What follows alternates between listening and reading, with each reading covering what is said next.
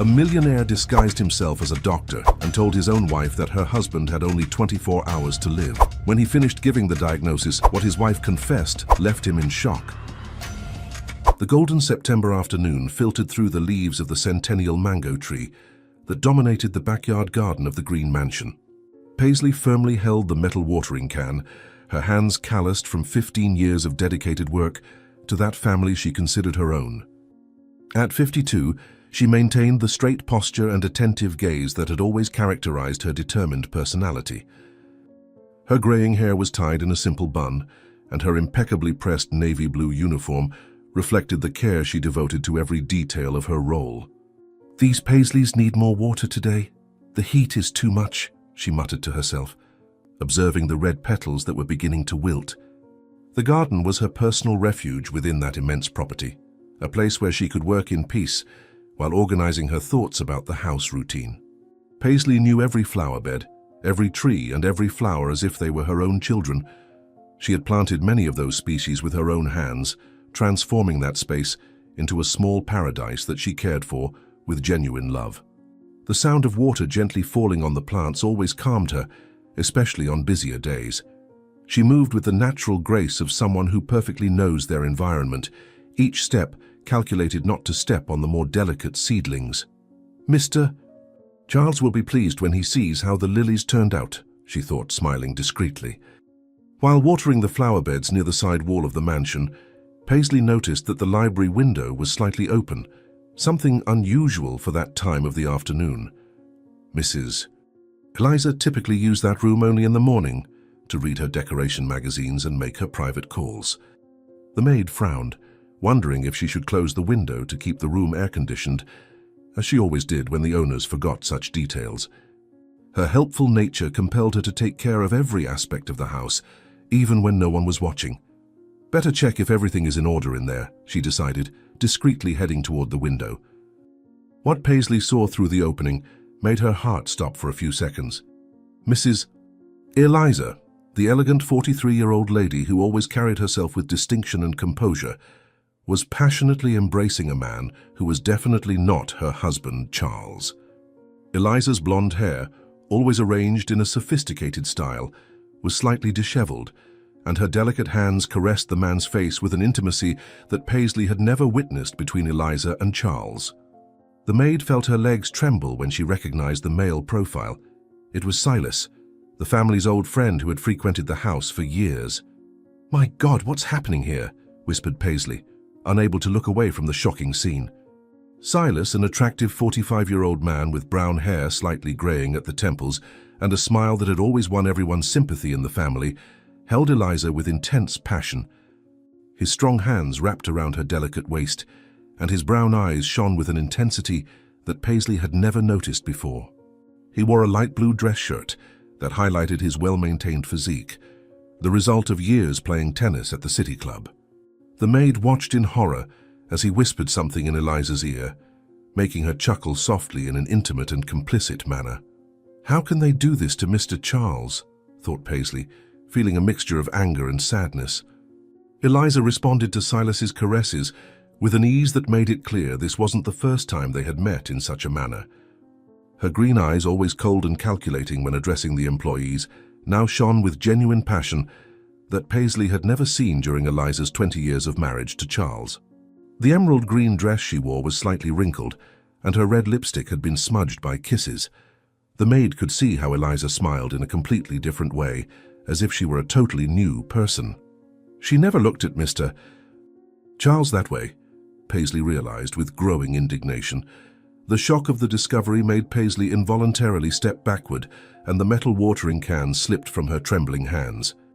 The heavy object fell onto the Portuguese stone floor with a crash that echoed through the silent garden, breaking the tranquility of the afternoon and causing some birds to take flight from nearby trees.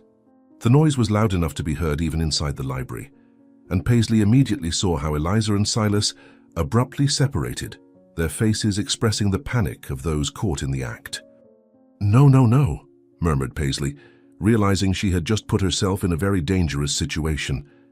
Eliza rushed to the window with wide eyes, her pale face contrasting with the smudged lipstick and disheveled hair. Her green eyes scanned the garden like a predator searching for prey, until they found Paisley standing among the flower beds, clearly in a state of shock. For some endless seconds, the two women stared at each other through the window, one realizing she had discovered a terrible secret, the other understanding that her double life had been exposed to the person who should least know about it. The silence that settled between them was charged with tension and threat. "Paisley saw everything," said Eliza in a low voice, more to herself than to Silas. The maid felt a chill down her spine when she saw the expression that took over Eliza's face. It was no longer the face of the elegant and controlled mistress she knew, but that of a desperate and dangerous woman. Paisley had served that family long enough to know every nuance of Eliza's personality, including her explosive temper when things didn't go as she planned. She knew Eliza was capable of great cruelty when feeling threatened, having witnessed how she destroyed people who dared to contradict her. "I need to get out of here right now," thought Paisley, her survival instinct finally overcoming the initial shock. Without wasting time, Paisley turned and ran toward the back door of the mansion, her legs still trembling from the discovery she had just made. Her comfortable black shoes rhythmically hit the stone floor of the garden as she quickly headed for the safety of the kitchen. The afternoon wind made her skirts sway as she ran, and she could feel cold sweat running down her back despite the cool breeze. Her mind worked frantically, trying to process what she had witnessed and decide what her next action would be. "Mr. Charles needs to know, but how am I going to tell him something like this?" she asked herself, breathless. Inside the library, Eliza remained standing by the window, watching Paisley run toward the house with a somber expression taking over her previously radiant face. Silas approached her from behind, his hands resting on the tense shoulders of the woman he had secretly loved for so many years. He could feel the tension growing in Eliza's body, like a snake about to attack its prey. Her expensive perfume, which moments before had left him intoxicated with passion, now seemed suffocating amid the tense atmosphere that had settled in the room. "Eliza, darling." "Perhaps she didn't see anything clearly," he said, trying to calm her. Eliza turned to Silas with eyes shining in a way he had never seen before, a mixture of panic and determination that made him instinctively back away.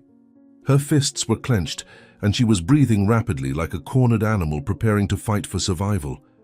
The emerald green dress that had previously enhanced her natural beauty now seemed like a suit of armor, and her upright posture demonstrated a dangerous resolution. "She saw everything, Silas, I'm certain of it," declared Eliza, with a coldness that made his blood freeze in his veins. Silas tried to embrace her again, but Eliza abruptly moved away, beginning to pace back and forth across the library like a caged beast. Her high heels rhythmically hit the waxed wooden floor, creating an ominous sound that echoed off the walls lined with ancient books. She repeatedly ran her hands through her hair, completely undoing the hairstyle she always kept impeccable. The man watched her with growing concern, realizing that the woman he loved was losing control of the situation. "Eliza, you need to calm down. Let's think of a solution together," he suggested, cautiously approaching. Eliza's response was an icy look that made Silas understand that she had already made a decision about how to deal with the problem. Her green eyes had acquired a hardness that he had never witnessed, not even during the most heated discussions between her and Charles. It was as if a mask had fallen, revealing a face of Eliza that had remained hidden during all the years he had known her. She stopped pacing and positioned herself again by the window, observing the back door through which Paisley had disappeared. "Paisley has always been too loyal to Charles.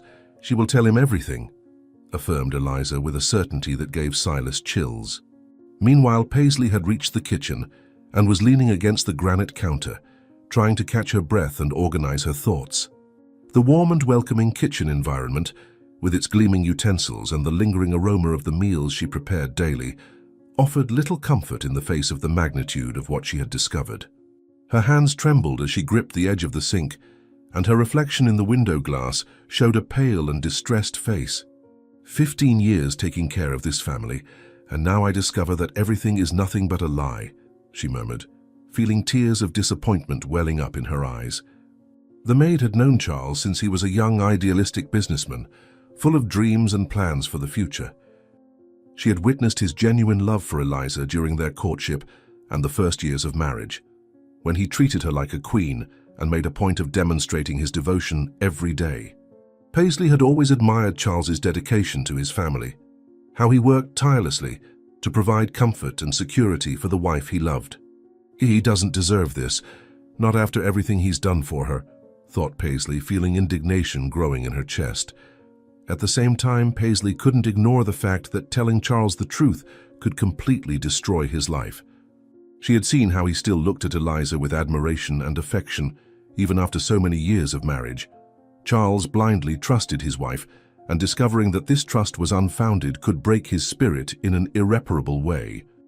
The maid struggled between the loyalty she felt for her employer and the fear of the consequences her revelation might bring. "But he has the right to know the truth," she concluded, wiping away tears with the back of her hand. The sound of footsteps approaching the kitchen made Paisley quickly straighten up, trying to compose a neutral expression.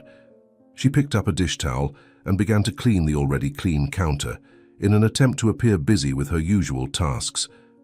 Her heart was beating so hard that she feared anyone might hear it, and her hands were still shaking slightly, despite her efforts to control them. "I need to act normally. I can't let anyone suspect that I know," she told herself, taking a deep breath. Eliza appeared in the kitchen doorway a few minutes later, having partially recovered her usual composure. She had fixed her hair and touched up her makeup, but Paisley could tell that her eyes still shone with a dangerous intensity.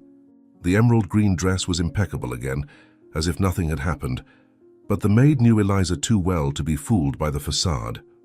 "Paisley, are you all right?" "I heard a noise in the garden a while ago," said Eliza, her voice sounding forcedly casual. The maid turned slowly, making sure to keep her eyes lowered so as not to reveal what she really knew. Her hands clutched the dish towel more tightly than necessary, but she managed to keep her voice steady when she answered. "Sorry, Mrs. "Eliza, I accidentally dropped the watering can when I was tending to the plants," explained Paisley, still avoiding direct eye contact. Eliza took a few steps closer, and Paisley could smell her expensive perfume mixed with something else, perhaps Silas's cologne. The proximity of her employer made her increasingly nervous, especially because she could sense that Eliza was studying her closely, as if trying to discover exactly how much she had seen. "You didn't see anything else interesting in the garden, did you, Paisley?" asked Eliza, and there was a subtle threat in her voice that made the maid swallow hard. Paisley forced a smile and shook her head negatively, still pretending to be focused on her household tasks. "No, Mrs. Eliza, I was very busy with the plants. Has Mr. Charles arrived from work?" she asked, trying to change the subject, and at the same time find out if she would have a chance to speak with her employer soon. Eliza's face hardened slightly at the mention of her husband's name, but she quickly recomposed her expression. "Charles is still at the office. He should arrive later today," she replied, carefully observing Paisley's reaction. "Paisley, you know you can trust me, don't you? If there was something bothering you, you would tell me, wouldn't you?"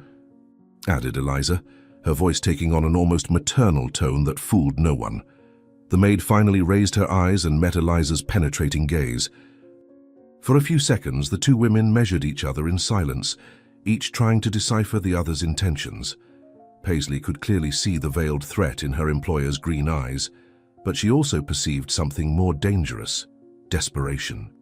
"So of course, Mrs. Eliza, I've always trusted you," lied Paisley, knowing she needed to buy time to decide her next action. Eliza smiled, but the smile didn't reach her eyes. "That's good, Paisley.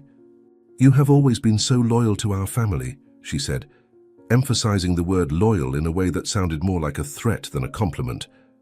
"I hope you continue to be that way for all our sakes," added Eliza, before turning and leaving the kitchen with determined steps.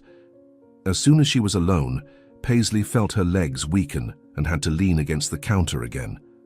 The conversation had confirmed her worst suspicions. Eliza knew that she had discovered the secret and was clearly willing to do anything to protect it. The maid understood that her life had completely changed in those few minutes in the garden. "She will try to silence me by any means," thought Paisley, feeling a shiver run down her spine. The following hours passed like a blur for Paisley, who tried to maintain her normal routine, while her mind worked frantically trying to find a solution to the dilemma she found herself in. She prepared dinner automatically, her movements mechanical from years of practice, But her heart remained racing and her attention divided between tasks and the possible scenarios unfolding in her imagination. I need to talk to Mr. Charles before she does something, she decided, checking the wall clock for the 10th time. When she finally heard the sound of Charles's car arriving in the garage, Paisley felt a mixture of relief and nervousness. This would be the decisive moment.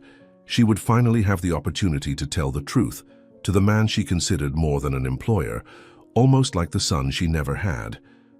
She dried her hands on her apron and headed toward the main entrance of the house, determined to intercept Charles before Eliza could speak with him.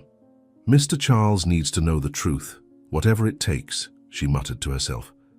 However, when Paisley reached the entrance hall, she found Eliza already waiting for her husband with a radiant smile and a glass of wine in hand.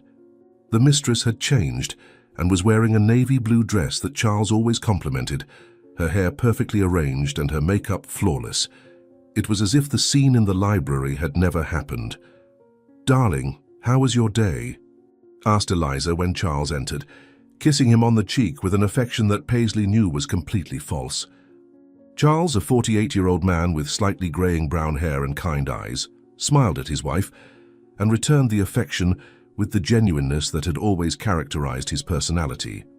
He wore a well-tailored gray suit that highlighted his upright and confident posture, the result of years dedicated to the family business.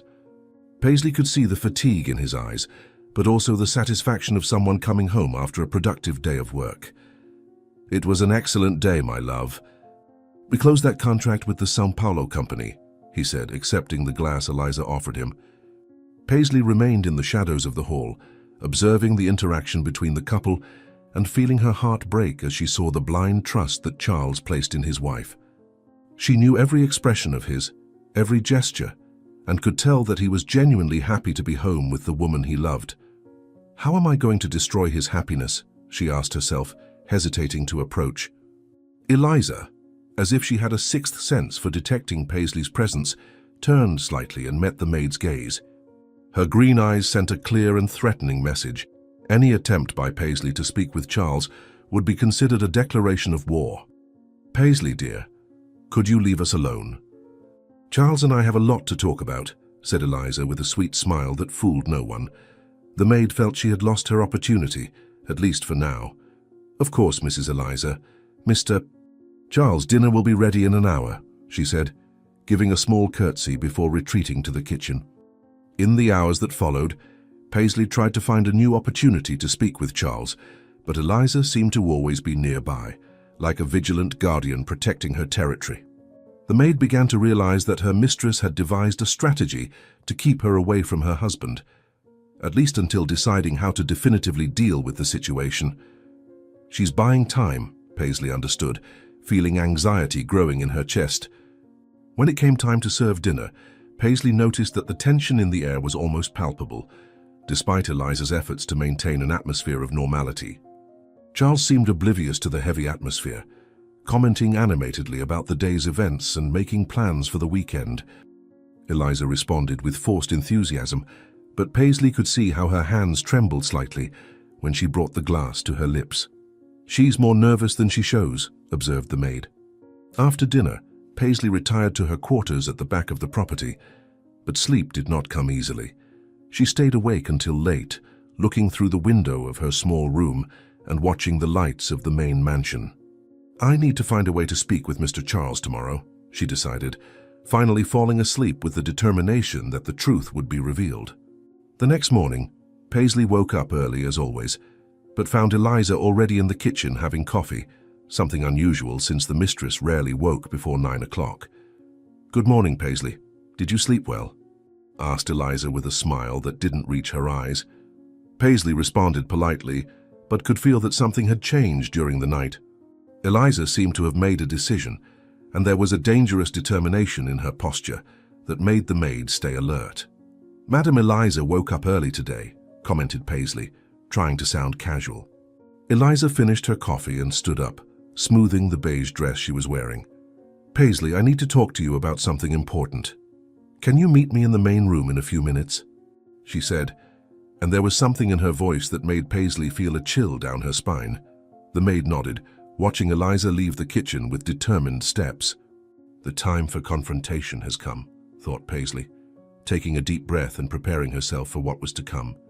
A few minutes later, Paisley climbed the marble stairs that led to the mansion's main room, each step echoing in the morning silence of the house. Her fingers slid along the polished banister as she tried to stay calm, knowing that her life was about to change drastically.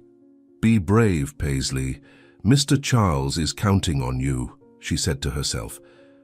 Eliza was waiting at the top of the staircase, strategically positioned to block any attempt by Paisley to proceed toward the bedrooms where Charles was still sleeping. Her green eyes shone with a coldness that Paisley had never seen before, and her erect posture demonstrated a relentless determination. "Paisley, you and I need to have a very serious conversation about what you saw yesterday," said Eliza, her voice low but laden with threat. The maid stopped a few steps below, maintaining a safe distance while facing her mistress. "Madam Eliza, I didn't see anything I shouldn't have," lied Paisley, trying one last time to avoid the confrontation. Eliza descended a few steps, reducing the distance between them. "Don't lie to me, Paisley. We both know exactly what you saw in the library. The question is, what do you intend to do with that information?" she asked, each word pronounced with a clarity that left no doubt about her intentions. Paisley felt her courage strengthening in the face of the obvious threat. "Madam Eliza, Mr. Charles has the right to know the truth about his marriage," she declared, raising her chin with determination. Eliza's face contorted in an expression of controlled fury. "You will not tell anyone anything, Paisley," she shouted, finally losing the composure she had maintained until that moment. Paisley tried to move away, climbing a few steps to distance herself from the mistress who was advancing toward her. "Madam Eliza, I didn't see anything, I swear," she said, trying to calm the situation that was clearly getting out of control. But Eliza, overcome by desperation and the certainty that her double life would be exposed, was no longer listening to reason. Her years of double life, lies, and manipulation had come to an end, and she wasn't willing to lose everything without a fight. With a sudden movement, she pushed Paisley down the stairs with all the resourcefulness she could muster. Paisley felt the push and instantly lost her balance, her hands desperately trying to grab the banister as she began to fall. Time seemed to move in slow motion as she tumbled down the marble staircase, each step representing a new pain in her body. Her last vision before losing consciousness was Eliza's face at the top of the stairs, watching her fall with an expression of horror and satisfaction. "God help me," Paisley managed to think before everything went dark. The silence that followed Paisley's fall was broken only by the final echo of the impact against the marble floor. Eliza remained at the top of the staircase, observing Paisley's inert body with a calculating coldness that contrasted with the gravity of the situation. Her green eyes methodically examined the scene below, analyzing each detail like an experienced strategist evaluating the battlefield. There were no tears on her face, only an intense concentration as her mind worked to transform that moment of violence into an opportunity to definitively rid herself of the problem that Paisley represented. "Finally, the obstacle has been removed," she thought with grim satisfaction, adjusting her hair that had become disheveled during the confrontation. Eliza slowly descended the steps, her movements calculated and precise, carefully avoiding any area near Paisley's body that might compromise her version of events. Each movement was deliberate, like an experienced actress positioning herself on stage for the performance of her life. As she approached Paisley, she discreetly checked if the maid was still breathing, not out of concern but to determine what her next move would be. Paisley was unconscious, but alive, a fact that Eliza registered with cold calculation. Perfect. If she dies, it will be blamed on the injuries from the accident. If she survives, perhaps she'll forget what she saw, she analyzed mentally, already elaborating the different possibilities that presented themselves. Eliza's mind functioned like a well-oiled machine, rapidly processing information and formulating the perfect strategy to escape the situation without arousing suspicion. She knew exactly what her performance would be, the dedicated wife who discovered her injured maid and did everything to save her. Eliza walked to the phone with firm steps, dialing the emergency number with steady, controlled fingers. When the voice answered on the other end, She had already fully assumed her role as a desperate woman. "I need an ambulance urgently. My maid fell down the stairs and is seriously injured," said Eliza, her voice loaded with perfectly rehearsed concern. While waiting for the ambulance to arrive, Eliza used every second to perfect her act.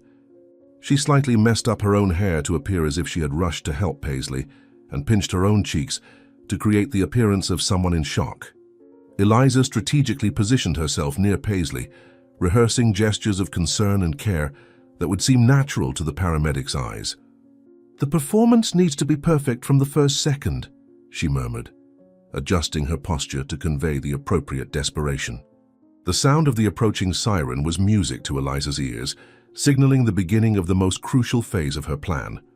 She positioned herself near the entrance door, assuming the expression of a woman in panic who had just witnessed a terrible accident. When the paramedics rushed in with their equipment, Eliza dramatically pointed to Paisley, allowing a few well-calculated tears to run down her face. "I found her like this when I came down to see what had happened." "She must have tripped on the stairs," exclaimed Eliza, her voice trembling in exactly the right measure to appear genuine. The paramedics moved with professional efficiency, kneeling beside Paisley and immediately beginning to assess her condition. Eliza watched their every move with feigned attention, internally satisfied to see that they showed no suspicion about the circumstances of the accident. One paramedic checked Paisley's vital signs, while the other examined visible injuries, both working with the typical urgency of experienced professionals. Eliza approached them, keeping her mask of concern perfectly adjusted. "Will she be all right?" "Paisley is like family to us," said Eliza, injecting exactly the right amount of emotion into her voice. The more experienced paramedic looked at Eliza with an expression that revealed the seriousness of the situation. "Ma'am, she has suffered a severe cranial trauma. We need to take her to the hospital immediately," he informed, while his partner prepared the equipment for transfer. Eliza nodded vigorously, her external expression showing concern, while internally she calculated the implications of that information. Severe cranial trauma could mean memory loss, she thought, a spark of hope emerging behind her mask of distress. While the paramedics worked to stabilize Paisley and prepare her for transport, Eliza maintained her pretend vigil beside the stretcher. Paisley remained unconscious, her pale face evidencing the gravity of her condition. Eliza observed each procedure of the paramedics, memorizing details she could later use to reinforce her version of events. "Please take good care of her." "Paisley has always been so dedicated to our family," said Eliza, her voice laden with concern that sounded completely convincing. The noise of Charles's approaching footsteps made Eliza mentally adjust her performance for the next phase of her act. This would be the most critical moment, convincing Charles that everything had been a terrible accident, without arousing any suspicion about the events that really preceded Paisley's fall. Eliza positioned herself near the entrance door, preparing to intercept her husband with her carefully crafted version of the facts. "Now comes the most important part of the performance," she thought, adjusting her expression for maximum emotional impact. Charles appeared at the exact moment the paramedics were finalizing preparations to transport Paisley. His face contorted in shock and disbelief at the scene before him. Paisley unconscious on the stretcher, paramedics working with evident urgency, and Eliza visibly distraught beside the ambulance. He dropped his executive briefcase on the marble floor and rushed toward the stretcher, his eyes fixed on Paisley's pale face. "Eliza, what happened? What happened to Paisley?" Sized, he asked, his voice carrying a genuine concern that contrasted with his wife's calculating coldness. Eliza immediately approached Charles, grabbing his arm with theatrical force while fully assuming her role as the panicked wife.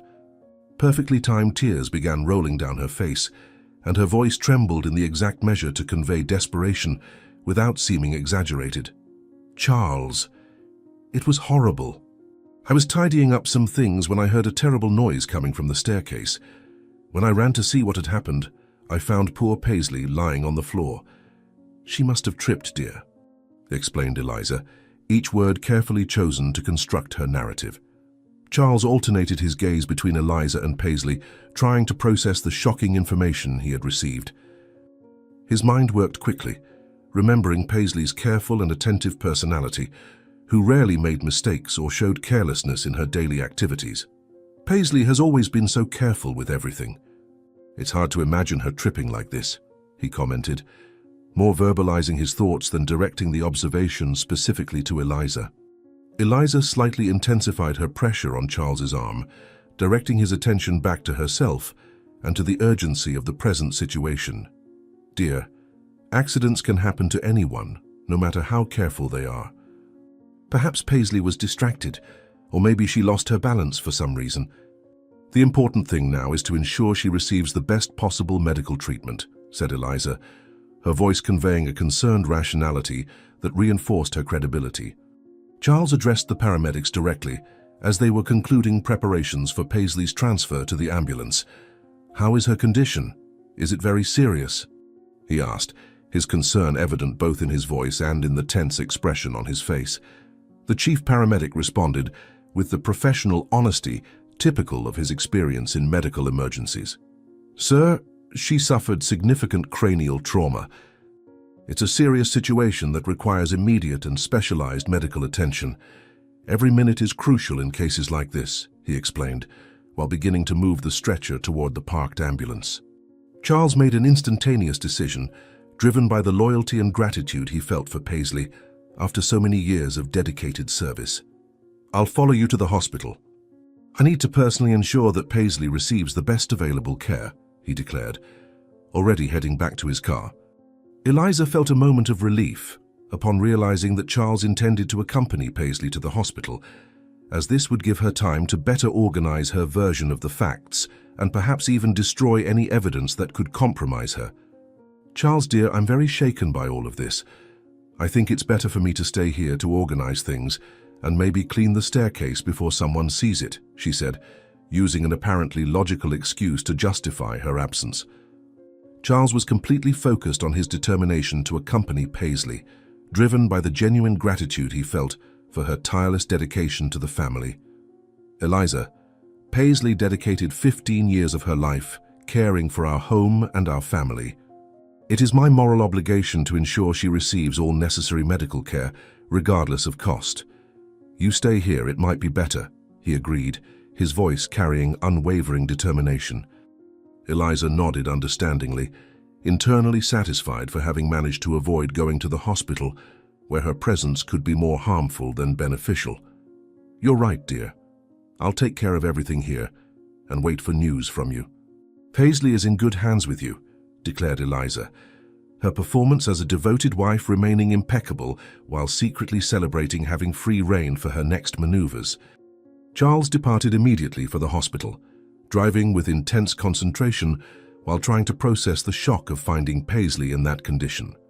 Your car followed the ambulance through the city streets, and he occasionally checked in the rearview mirror to see if he could still see the emergency lights transporting Paisley. Throughout the journey, his mind worked trying to understand how Paisley, always so careful and attentive, could have suffered such a serious accident. Paisley was always more than a maid to our family. "She can't leave us now," he muttered to himself, gripping the steering wheel tightly. Meanwhile, Eliza remained at the mansion, finally alone to elaborate her next strategies without Charles's surveillance. She walked slowly to the staircase where Paisley had fallen, carefully examining every detail of the scene to ensure nothing could compromise her version of the facts. Eliza checked for any physical evidence that might suggest a struggle or confrontation, satisfied to find that apparently there was nothing that could contradict her story of the accident. "Perfect. Everything looks exactly as it should look after an accident," she thought, a cold smile appearing on her lips. Upon arriving at the hospital, Charles was immediately directed to the waiting room while Paisley was taken to the surgical center. He observed every movement of the medical team, every rush through the corridors, every grave expression on the faces of the healthcare professionals. The evident urgency in all procedures made it clear that Paisley was in critical condition, a fact that only intensified Charles's concern. "Please do everything possible for her," he muttered, directing his words both to the doctors and as a silent prayer. Charles immediately approached the information desk, his determination evident as he spoke to the receptionist. "My maid Paisley has just been admitted after a serious fall. I want to ensure she receives the best possible treatment, regardless of cost. "Please provide the best specialists available," he said, taking out his wallet to demonstrate his seriousness about payment. The receptionist, impressed with Charles's determination and resources, made quick notes on her computer. "Sir, I will immediately arrange for our best neurosurgery team to be assigned to the case. You can wait in the reserved room for family members while we arrange everything," she informed him, indicating a more comfortable and private area. Charles settled in the reserved room, where he began a long solitary vigil. He paced nervously back and forth, clearly distressed about Paisley's situation, constantly checking his watch and anxiously waiting for updates from the medical team. "The doctors will do everything possible. Paisley is strong, she will overcome this," he said to himself, trying to keep hope alive. The hours dragged slowly, punctuated only by occasional reports from the medical team about the progress of the surgery. Charles received each update with intense attention, asking detailed questions about Paisley's condition and recovery prospects. During one of the medical visits to the waiting room, he received information that made him even more concerned. "The surgery is more complex than initially anticipated," one of the doctors informed, observing Charles's tense reaction. Charles immediately stood up upon hearing the medical update. "Doctor, please do everything necessary. Costs are not an issue. Paisley is part of our family," he declared, his voice laden with genuine determination and concern. The doctor nodded professionally. "Sir, our team is doing everything medically possible. The trauma was significant, but her condition is serious. The next update will be in a few hours," he informed, before returning to the surgical center. After 6 endless hours of surgery, the news that Charles was anxiously awaiting finally arrived. The chief surgeon, still wearing his surgical uniform, entered the waiting room with a tired but relieved expression. "The surgery was successful. We managed to stabilize the patient, but she is still in critical condition. She has been transferred to the ICU, where she will be constantly monitored," he explained, observing the evident relief on Charles's face. Charles approached the doctor, his hands trembling slightly from the accumulated tension during the long hours of waiting. "Doctor, what is the recovery outlook? Will she be all right?" he asked, his voice carrying a cautious hope. The surgeon hesitated slightly before answering, choosing his words carefully.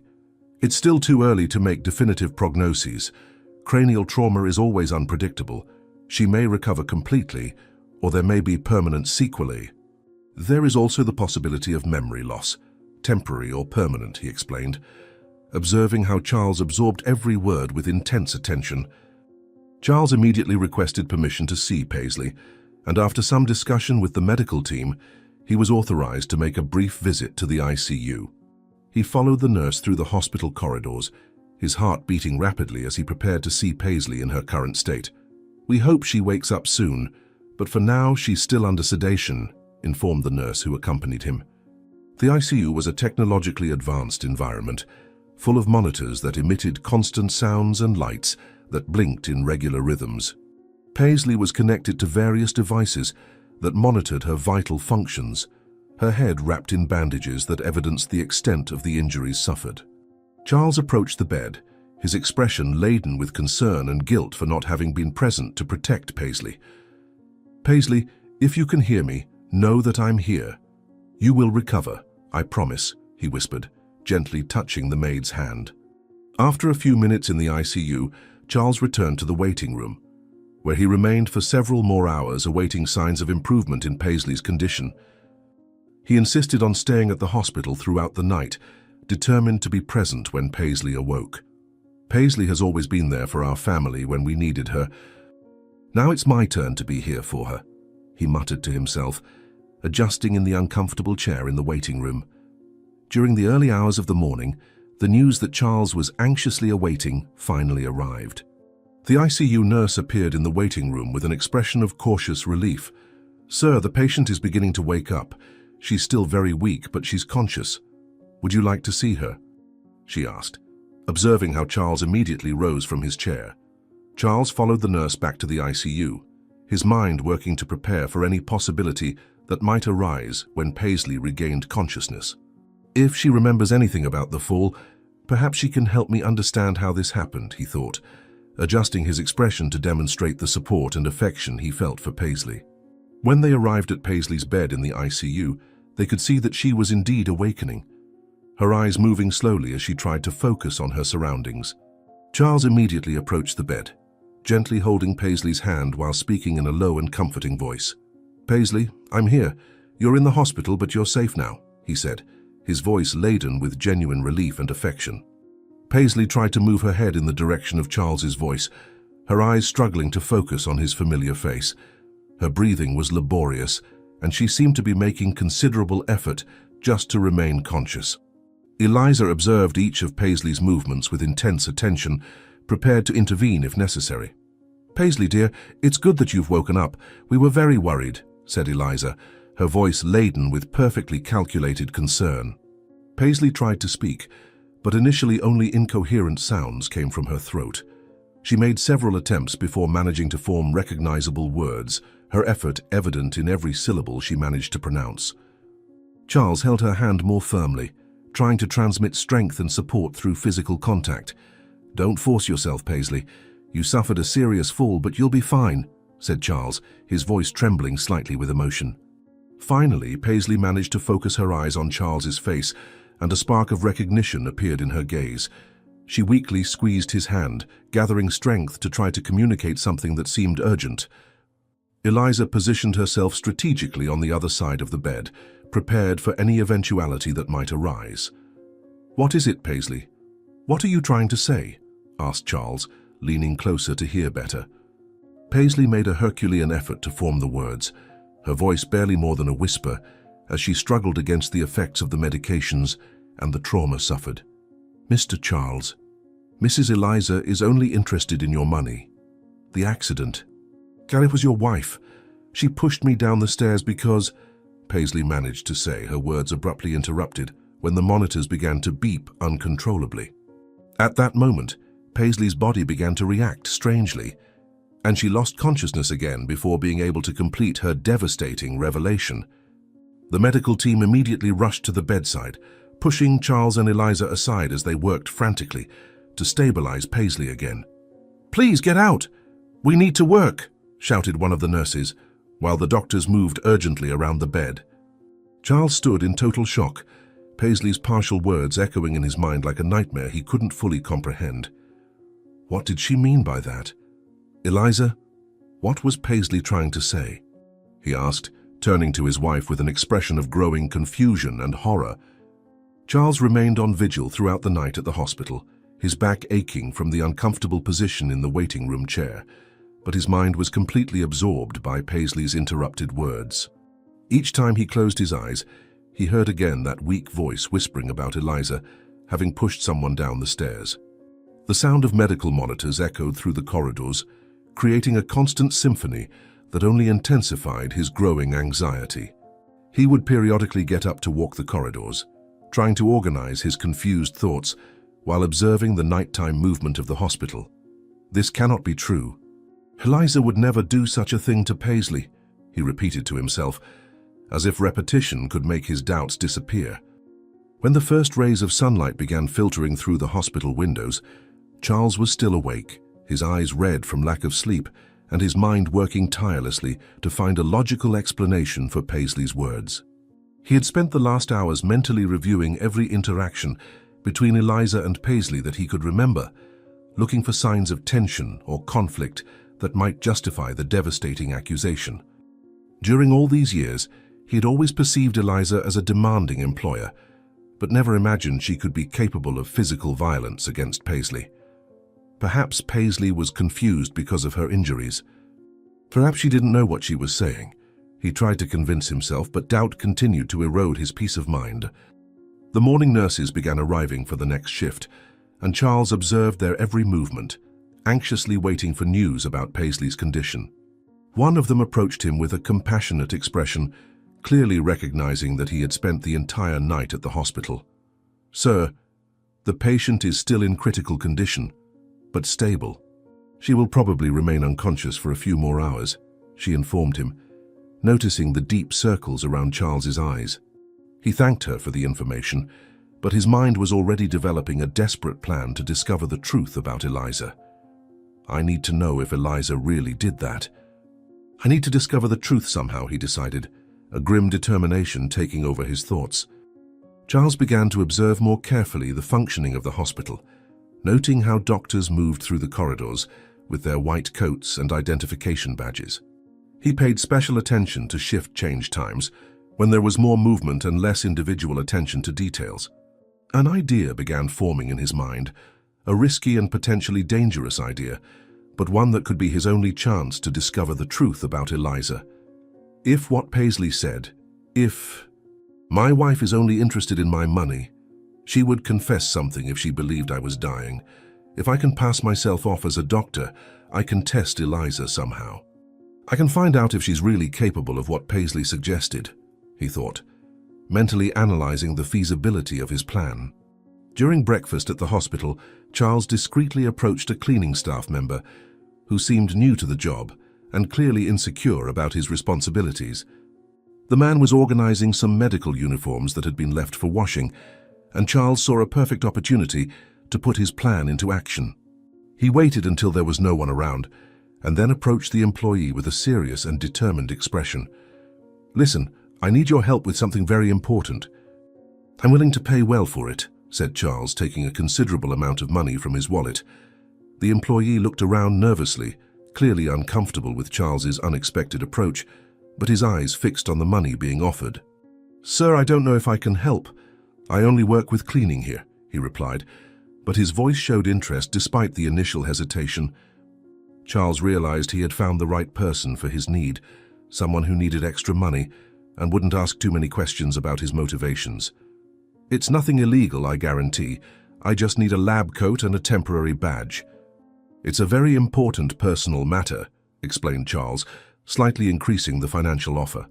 After a few minutes of tense negotiation, Charles managed to convince the employee to help him with his plan. The man agreed to provide a clean lab coat and a temporary identification badge that had been forgotten by a visiting doctor the previous week. "Sir, I can get these things, but you can't get into trouble with them." "I have a family to support," said the employee, clearly concerned about the possible consequences of his help. Charles reassured him, ensuring that no one would ever know about his involvement in the situation. "You're helping me save my marriage." "I'll never forget this," Charles lied, knowing that he was actually about to destroy his marriage forever. With the necessary materials in hand, Charles headed to the hospital bathroom to transform himself into Dr. Turner, a fictional neurologist who would exist only for the next few hours. He put on the white coat, which was slightly loose on his body, and visibly attached the fake badge to his chest. Looking at himself in the mirror, he barely recognized his own image. The combination of sleep deprivation, emotional stress, and the medical disguise had completely transformed his appearance. "If I can barely recognize myself, Eliza certainly won't recognize me either," he thought, adjusting the borrowed glasses he had gotten along with the lab coat. Charles spent a few minutes practicing his new identity in front of the mirror, rehearsing a more upright and professional posture that would match the image of an experienced doctor. He slightly modified his way of speaking, adopting a more formal and technical tone that he had observed in real doctors during his vigil at the hospital. The medical mask covering the lower half of his face completed the disguise, making him practically unrecognizable even to people who knew him well. "Now I am Dr. Turner. I need to completely believe in this identity so that Eliza will believe it too," he muttered to himself, mentally preparing for the performance of his life. With his new identity established, Charles headed to the hospital's public phone to make the call that would change everything. His hands trembled slightly as he dialed the number of his own house, where Eliza would certainly be waiting for news about Paisley. He took several deep breaths, preparing his voice to sound like that of a doctor concerned about a family emergency. "I need to convince her to come here. I need to create a situation where she doesn't suspect it's me," he thought, hearing the phone rings echo in his ears.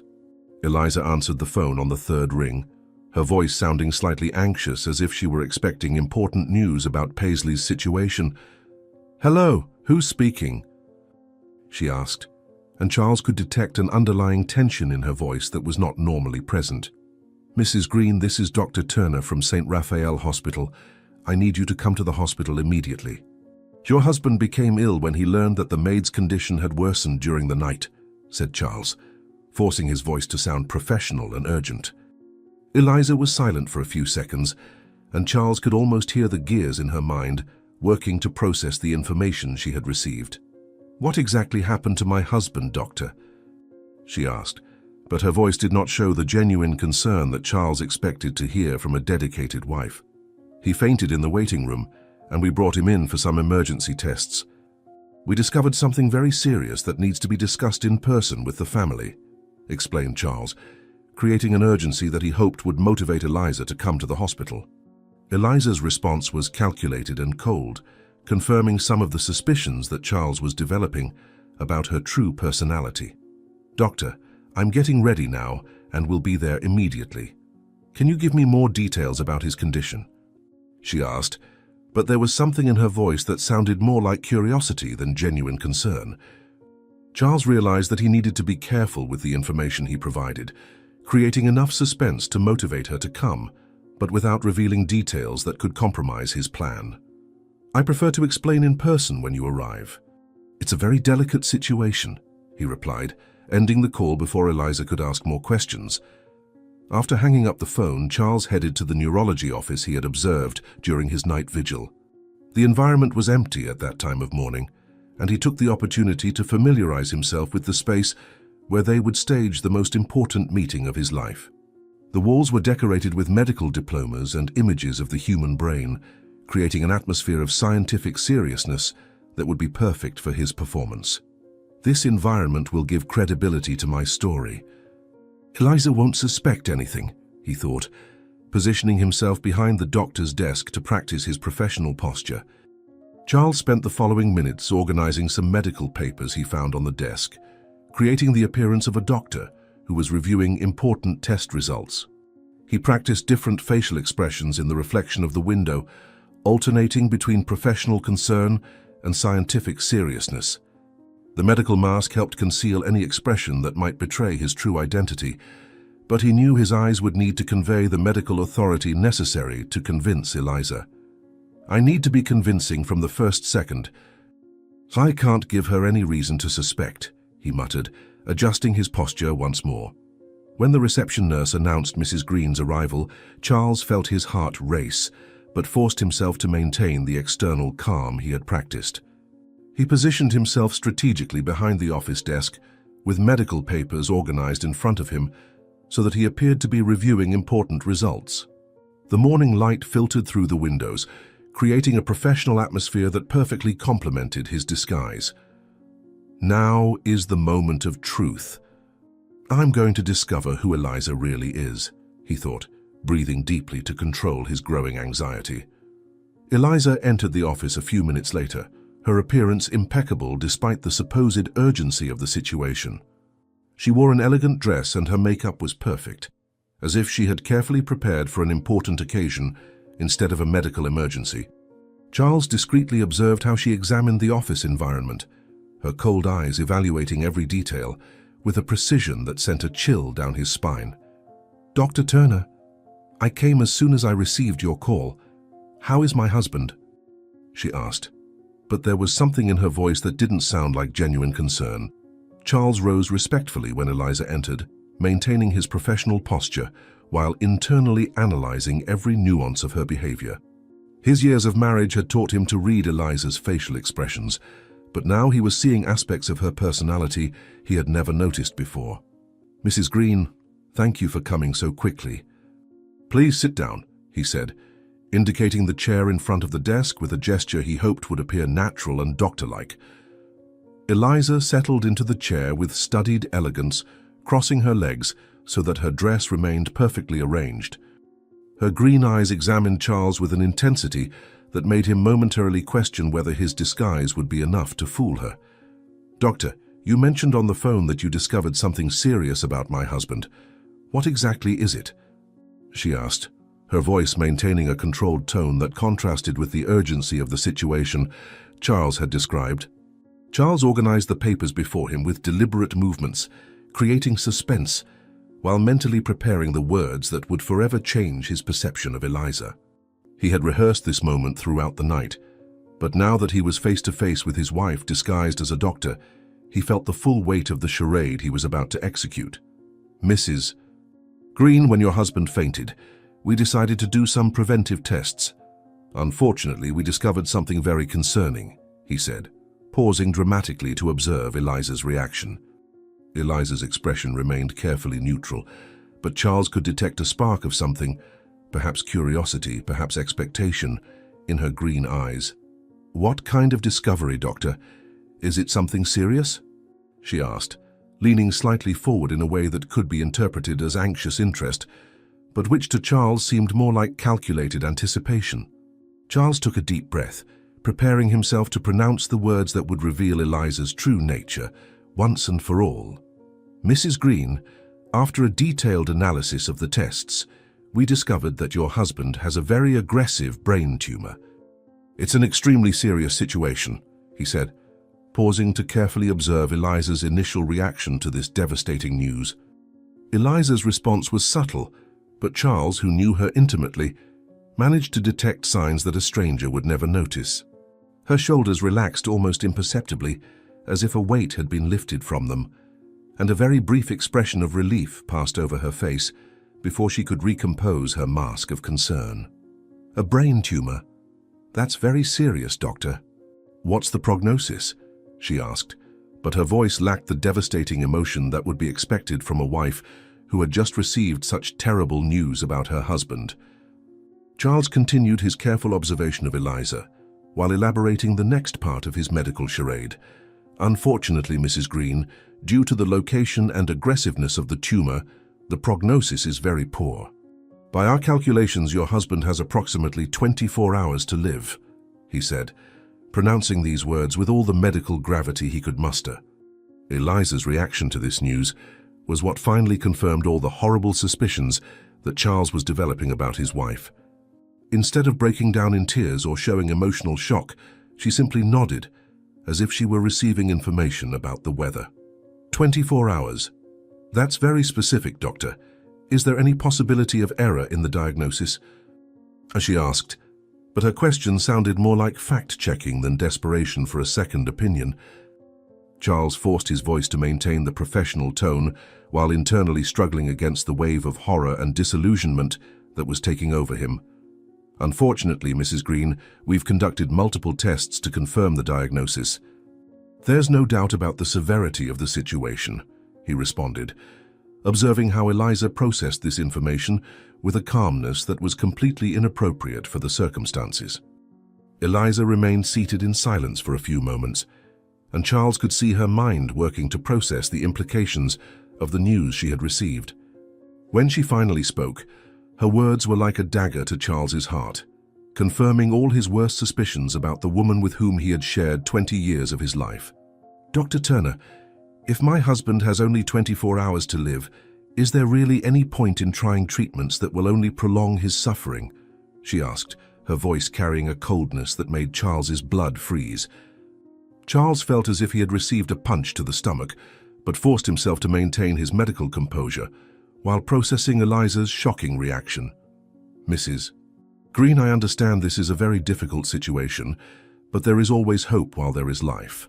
Some palliative treatments might help," he responded, giving Eliza an opportunity to reconsider her cold position. Eliza's response was even more devastating than Charles could have imagined. She leaned back in her chair with an expression that mixed relief and impatience, as if she could finally stop pretending a concern she had never really felt. "Doctor, I'll be honest with you. I married my husband only for money. If Charles has only 24 hours to live, perhaps it's better to let nature take its course," she said, her voice acquiring a coldness that made Charles question if he really knew the woman before him. Charles struggled to maintain his medical identity while processing Eliza's casual confession about the lack of love in their marriage, but inside, he was completely terrified, in fact, completely in shock with the coldness and convenience. "Mrs. Green, I understand these are very difficult circumstances, but I need to ask if you are certain about this decision," he said, giving her one last chance to demonstrate some humanity.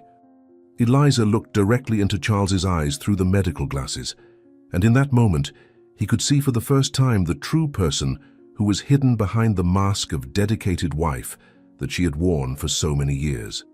Her green eyes shone with a coldness he had never witnessed before, as if she had finally freed herself from the need to pretend feelings that never really existed.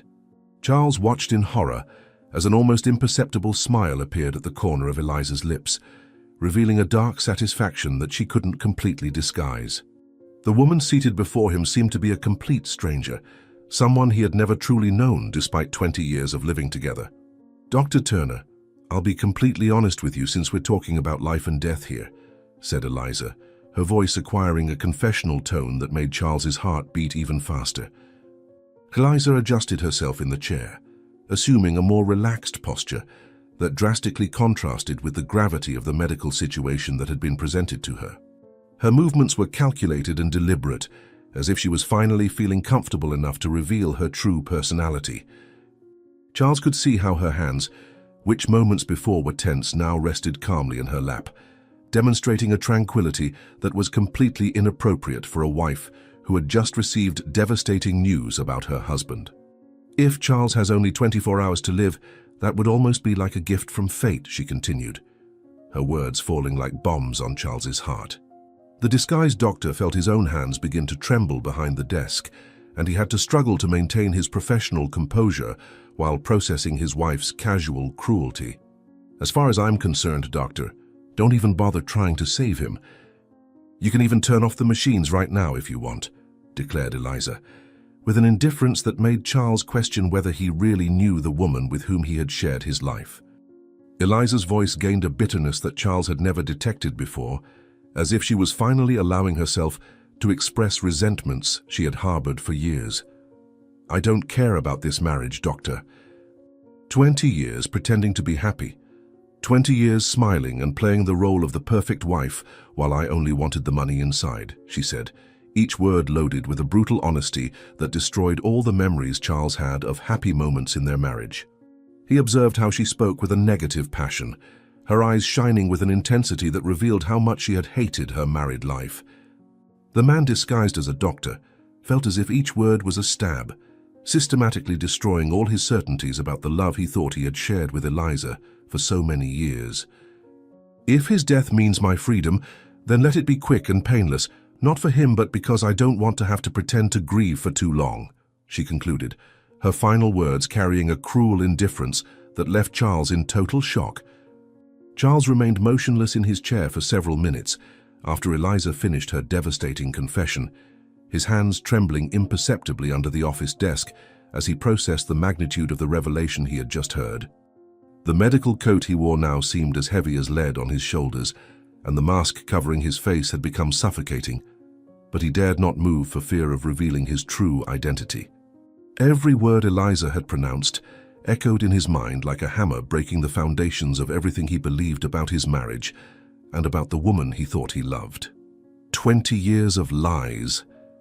20 years living with a complete stranger, he thought, struggling to maintain his medical composure while internally falling apart. Eliza rose from the chair with fluid and calculated movements, smoothing her elegant dress as if she had just participated in a successful business meeting instead of having confessed her desire for her husband's death. Her green eyes scanned the office one last time, checking if she had left any trace of her presence, before heading to the door with the same cold elegance that had always characterized her movements. Charles observed her every gesture through his medical glasses, noticing details of her personality he had never perceived before. The calculating way she mentally organized her next actions, the total absence of emotion in her facial expression. "Dr. Turner, thank you for being so direct with me about the situation. There is no need to keep me informed about changes in his condition," said Eliza, her voice loaded with a finality that sounded like a death sentence. The sound of the office door closing behind Eliza was like a somber echo that reverberated through Charles's confused thoughts, leaving him alone with the magnitude of the discovery he had made about the true nature of his wife. He remained seated in silence for long minutes, his eyes fixed on the chair that Eliza had occupied, as if he could still see the impression of her evil presence in the place. The office environment, which moments before had been the stage of his medical farce, now seemed like a courtroom where he had been judged and condemned without even knowing he was being prosecuted. "She wants me to die." She really wants me to die, he repeated mentally, still unable to fully accept the brutal reality he had discovered. Charles finally managed to move, rising from the chair with mechanical movements, while his mind worked frantically to process the implications of everything he had heard. His legs were shaky, and he had to lean on the office desk to avoid falling, the emotional shock manifesting physically in his body. The medical disguise that had been his salvation now seemed like heavy armor he could barely carry, but he knew he would still need it to discover the full extent of Eliza's betrayal. I need to know more. I need to find out how far this lie goes, he decided, forcing himself to leave the office and discreetly follow Eliza. Upon leaving the office, Charles had to struggle to maintain his medical posture, while his instincts as a betrayed husband screamed for him to confront Eliza immediately. He walked through the hospital corridors with deliberately slow steps, maintaining a safe distance from Eliza while watching her head toward the main elevator. Other doctors and nurses passed by him in the corridors, and Charles had to greet them briefly to maintain his charade, each interaction being an additional torture while his mind was focused on following Eliza. "Good morning, doctor," a nurse greeted, and Charles automatically responded, "Good morning," his voice sounding strange to his own ears. Eliza waited for the elevator with the same elegant posture as always, discreetly checking her reflection in the polished metal doors while mentally organizing her next steps. Charles strategically positioned himself near the information desk, pretending to review some medical papers while observing every movement of his wife. He noticed how she checked her cell phone several times, clearly waiting for or preparing to make some important communication. She's planning something. This was all planned, Charles realized, feeling a mixture of horror and fascination as he observed Eliza's calculating mind in action. When the elevator arrived, Charles waited a few seconds before heading to the stairs, determined to reach the ground floor before Eliza to continue his discreet surveillance. His legs were still shaking from the emotional shock, but the adrenaline of discovery gave him strength to continue his investigation. He descended the steps 2 at a time, his heart beating rapidly not just from the physical effort, but from the anticipation of what else he might discover about the true Eliza. If she lied about loving me, what else did she lie about? How many other things in our life are false? He questioned himself as he quickly descended the stairs. Charles arrived at the hospital ground floor a few seconds before Eliza's elevator, positioning himself strategically near the main reception where he could observe her without being noticed. He pretended to be consulting a medical clipboard while waiting for Eliza to emerge from the elevator, his heart beating so hard he feared others might hear it. When the elevator doors opened and Eliza exited, Charles noticed a subtle change in her expression. She seemed more animated, almost radiant, as if she had just received wonderful news instead of devastating ones. "She's happy. She's actually happy about the possibility of me dying," Charles understood, feeling a new wave of nausea take over his stomach. Eliza walked toward the main exit of the hospital with determined steps, her heels echoing through the marble hall, with a rhythm that sounded almost musical, as if she were dancing internally. Charles followed her, maintaining a safe distance, taking advantage of the natural movement of doctors, visitors, and staff to camouflage himself among the crowd. He observed how Eliza politely greeted some reception staff, maintaining her facade of concerned wife while internally celebrating the news she had received. "Thank you for everything. I'll keep in touch about my husband's situation," Eliza said to the receptionist, her voice laden with perfectly falsified sadness. Upon leaving the hospital, Charles had to adjust his medical glasses against the intense afternoon sunlight, keeping Eliza in his field of vision as she headed to the parking lot with the phone to her ear, making a call. The natural light revealed details of Eliza's expression that the hospital's artificial lights had hidden. There was a renewed energy in her movements, a vivacity he hadn't seen in years. She walked through the parking lot with clear purpose, her eyes scanning the parked cars, as if looking for something or someone specific. She's calling someone to meet her, Charles realized, positioning himself behind a concrete column to better observe. Minutes later, Eliza stopped near her own car but made no move to get in, confirming Charles's suspicions that she was waiting for someone. Instead, she leaned gracefully against the side of the vehicle, checking her cell phone again with movements that denoted anxious expectation. Charles could see how she periodically fixed her hair and adjusted her posture, clearly preparing to meet someone important. Who is she waiting for? Who else is involved in this farce? He questioned himself, feeling he was about to discover a new layer of betrayal. A few minutes later, Charles saw a familiar car enter the hospital parking lot. Silas's black sedan, the old family friend who had been frequenting his house for years. Charles's heart raced even more upon recognizing the vehicle, and a new wave of painful understanding began to take shape in his mind. Silas parked close to Eliza's car, and Charles could see through the windshield how the man quickly checked around before exiting the vehicle, demonstrating the same calculated caution that Eliza had exhibited. Silas. Of course it's Silas. He was always at our house, always too close to Eliza, realized Charles, pieces of the puzzle beginning to fit together in his mind. Silas got out of the car with confident movements, wearing a dark suit that enhanced his appearance as a successful man, and headed immediately toward Eliza.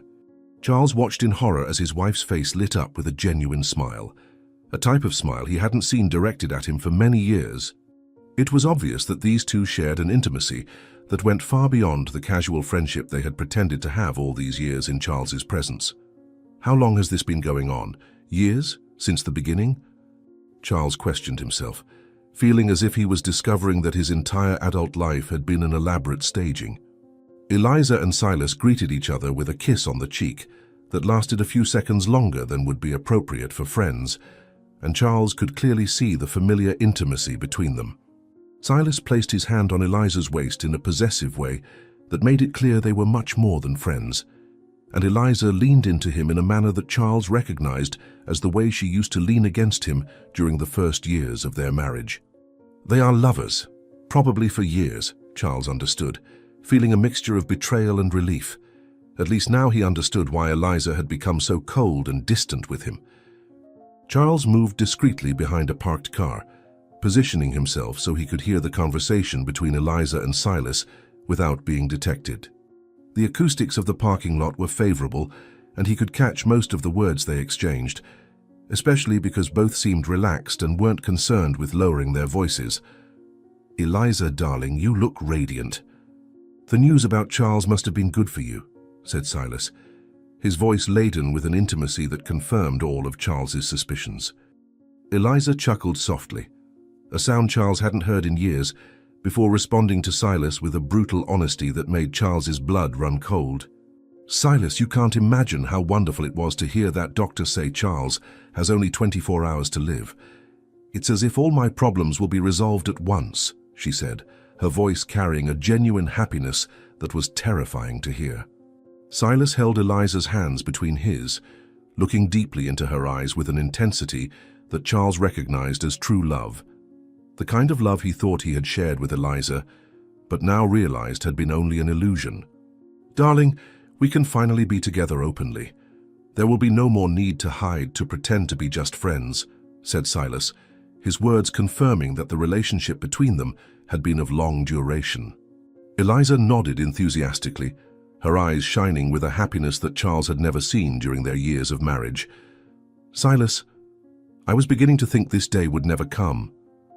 How many nights I lay awake wishing Charles would simply disappear from our lives," she confessed, each word like a stab in the heart of the man who was listening to everything while hidden. Charles had to lean more firmly against the car behind which he was hiding, his legs weakening with the weight of the revelations that continued to accumulate. "They planned this. They wished for my death," he thought, fighting against a wave of nausea that threatened to overwhelm him. Silas gently caressed Eliza's face, his fingers tracing the line of her jaw with a familiarity that spoke of years of secret intimacy. "Eliza, you know I've always loved you, even when you married Charles. These years of waiting were worth it to reach this moment," he said, his confession echoing through the parking lot like a final sentence on Charles's marriage. Eliza leaned closer to Silas, their bodies touching in a way that left no doubt about the nature of their relationship. "Silas, I only married Charles for the money and the financial security he could offer me. You always knew that. My heart has always belonged to you," she said, completely destroying any illusion Charles might have maintained about being genuinely loved by his wife. Eliza's revelation about her motivations for marriage hit Charles like a high-speed train, making him understand that his entire married life had been based on an elaborate lie. She never loved me. Never. It was all for money, he realized, feeling as if the ground was opening beneath his feet. Silas softly kissed Eliza's forehead, a gesture of tenderness that contrasted drastically with the coldness she had shown when speaking about Charles at the doctor's office. "Darling, soon we can start our life together without any more interference. Charles will finally be out of our way," he said, his words laden with a dark satisfaction. Eliza moved slightly away from Silas, her expression assuming a more serious air as she prepared to share important information about their future plans. "Silas, there's something I need to tell you. Yesterday there was an incident with Paisley," she said, her voice taking on a conspiratorial tone that made Charles pay even more attention. Silas frowned, clearly concerned about any complication that could interfere with their carefully elaborated plans. "What happened with the maid? Did she discover something about us?" he asked, his voice showing anxiety about the possible implications of the situation. Eliza looked around quickly to verify that there was no one nearby who could hear them, before responding to Silas with a coldness that made Charles understand that he had married a truly dangerous person. "Paisley saw us together in the library yesterday afternoon. She was in the garden and saw everything through the window," explained Eliza, her calm voice contrasting with the gravity of the information she was sharing. Silas became visibly tense upon hearing this information, his shoulders stiffening as he processed the implications of what Eliza had just revealed. "Eliza, this is very dangerous. Paisley is completely loyal to Charles." "If she tells him what she saw," he began, but was interrupted by Eliza, who raised her hand to silence him. Eliza smiled with a cold confidence that made Charles's blood freeze completely, revealing a facet of her personality that he had never suspected existed. "Silas, you don't need to worry about Paisley. She won't tell anyone anything," she said, her voice loaded with a certainty that implied definitive actions. Silas looked at Eliza with a mixture of admiration and apprehension, clearly impressed by her ability to solve problems, but also concerned about the methods she might have employed. "Eliza, what did you do? How can you be so sure that Paisley won't talk?" he asked, his voice showing that he suspected something terrible. Eliza moved even closer to Silas, lowering her voice to a conspiratorial whisper that Charles had to strain to hear. "I pushed her down the mansion staircase, Silas. Paisley fell and hit her head. She's in the hospital in a coma," she confessed, her words pronounced with a terrifying casualness. The shock of Eliza's confession about having intentionally pushed Paisley made Silas step back, his eyes widening as he processed the magnitude of what his lover had done. "Eliza, you pushed Paisley down the stairs. She could die," he exclaimed, his voice loaded with surprise. Eliza shrugged with an indifference that demonstrated her complete lack of remorse for the violence she had committed against Paisley. "Silas, she almost ruined everything for us. Paisley was always very observant and too loyal to Charles. She would have told him everything if I hadn't acted quickly," justified Eliza, as if the attempted homicide was just a reasonable precautionary measure. Charles had to struggle not to vomit right there in the parking lot, the confirmation that Eliza had intentionally tried to kill Paisley being more than his mind could process at once. She was capable of this. "My wife was really capable of this," he repeated mentally, struggling to maintain his hidden position despite the emotional shock. Silas ran his hands through his hair nervously, clearly disturbed by Eliza's revelation about the violence she had committed. "Eliza, this changes everything. If Paisley dies, there might be an investigation. If she survives and remembers what happened," he began, but was again interrupted by Eliza. Eliza placed her hands on Silas's shoulders, forcing him to look directly into her eyes as she explained how she had handled the situation. "Silas, darling, even if Paisley survives, she suffered a severe head trauma. The chances of her remembering anything are minimal," she said, demonstrating that she had carefully thought about all the consequences of her actions. Silas still looked worried, but Eliza continued her explanation with a confidence that revealed her meticulous planning. "Besides, Paisley is in a coma and Charles will be dead in 24 hours. Even if she wakes up and remembers something, who will believe her against me? She almost ruined everything, but now she's in a coma and Charles will die naturally, said Eliza, her voice carrying a dark satisfaction that made Charles understand he was dealing with a truly dangerous mind. The casual way Eliza spoke about the possibility of his death as something natural made Charles realize that he had completely underestimated the depth of his wife's malignity.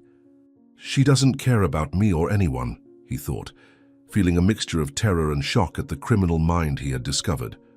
Silas finally seemed to calm down with Eliza's explanations, his posture relaxing slightly, as he understood that she had thought of all the details. Eliza, you've always been smarter than I imagined. But now we need to accelerate our plans, he said, his voice taking on a more urgent tone. Eliza nodded enthusiastically, clearly eager to discuss the details of their future plans now that the main obstacles were being removed. Silas, with Charles dying in 24 hours and Paisley out of the way, we can finally be together openly. We can start our new life, she said, her voice carrying a happy expectation that grotesquely contrasted with the discussion about death and violence she had just had. Silas smiled for the first time since the beginning of the conversation, his expression relaxing as he began to visualize the future they had planned together. Eliza, darling, how good that everything is working out. Now we can accelerate our plans, he said, his voice gaining a tone of celebration. Eliza looked at Silas expectantly, clearly waiting for him to share details about the preparations he had made for their escape and new life together.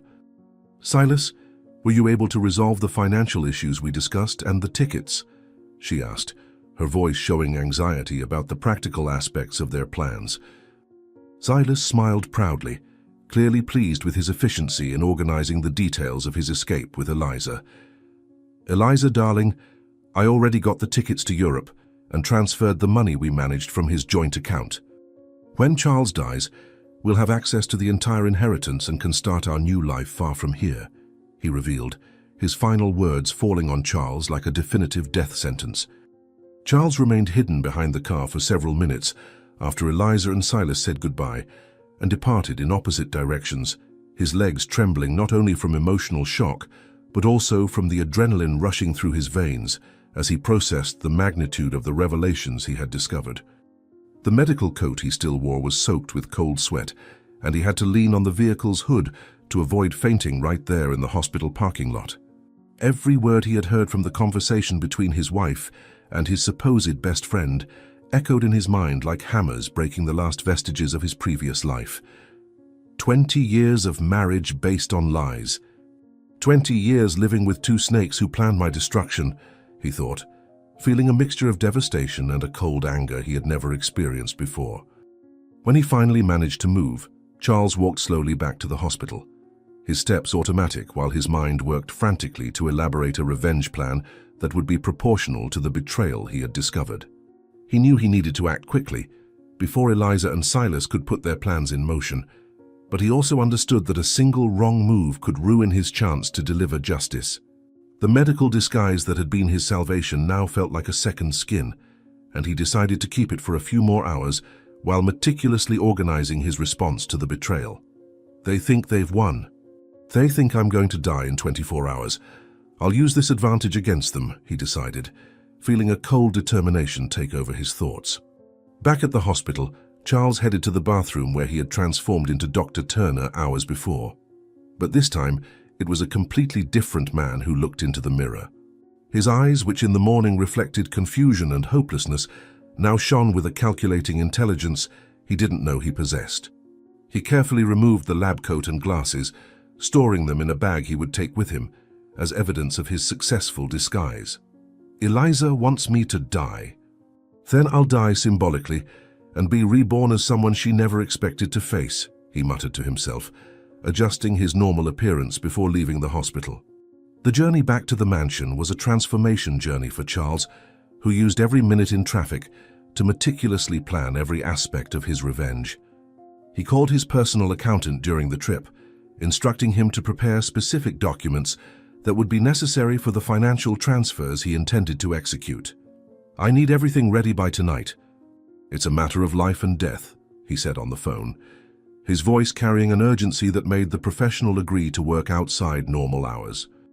Arriving home, Charles parked his car in the garage and remained seated for a few minutes, observing the mansion that had been his home for so many years, but which now seemed like a stage where an elaborate theatrical play had been performed at his expense. Each window, each architectural detail he had admired for years, now seemed contaminated by the memories of betrayals that had occurred within those walls. This house was built with my sweat and dreams, but was used as a setting for my humiliation. Today that changes, he thought, getting out of the car with determined steps toward the front door. Inside the mansion, Charles went directly to his private office, where he kept a safe with important documents and some equipment he rarely used. Among this equipment was a small digital recorder he had bought years ago to record important business meetings, but had never found an occasion to use.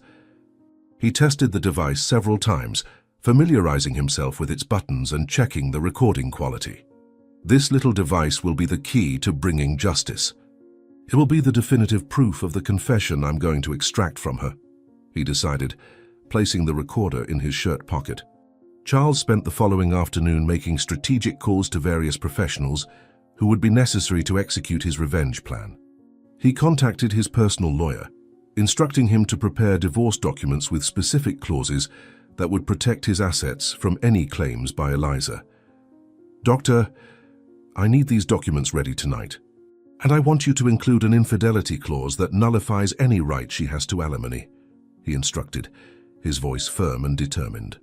When the sun began to set, Charles was completely prepared for the performance of his life, a performance that would be even more convincing than the medical disguise he had used that morning.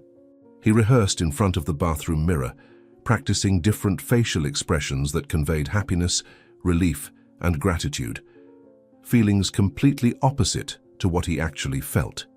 "I need to convince them that I'm genuinely happy to be alive.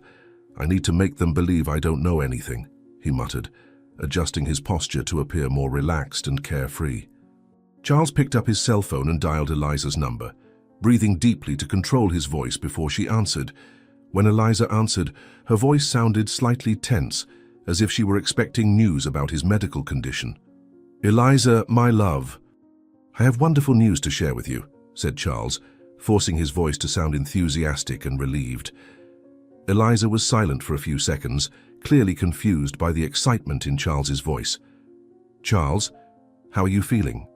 "The doctor said you were very ill," she replied, her voice showing more curiosity than genuine concern.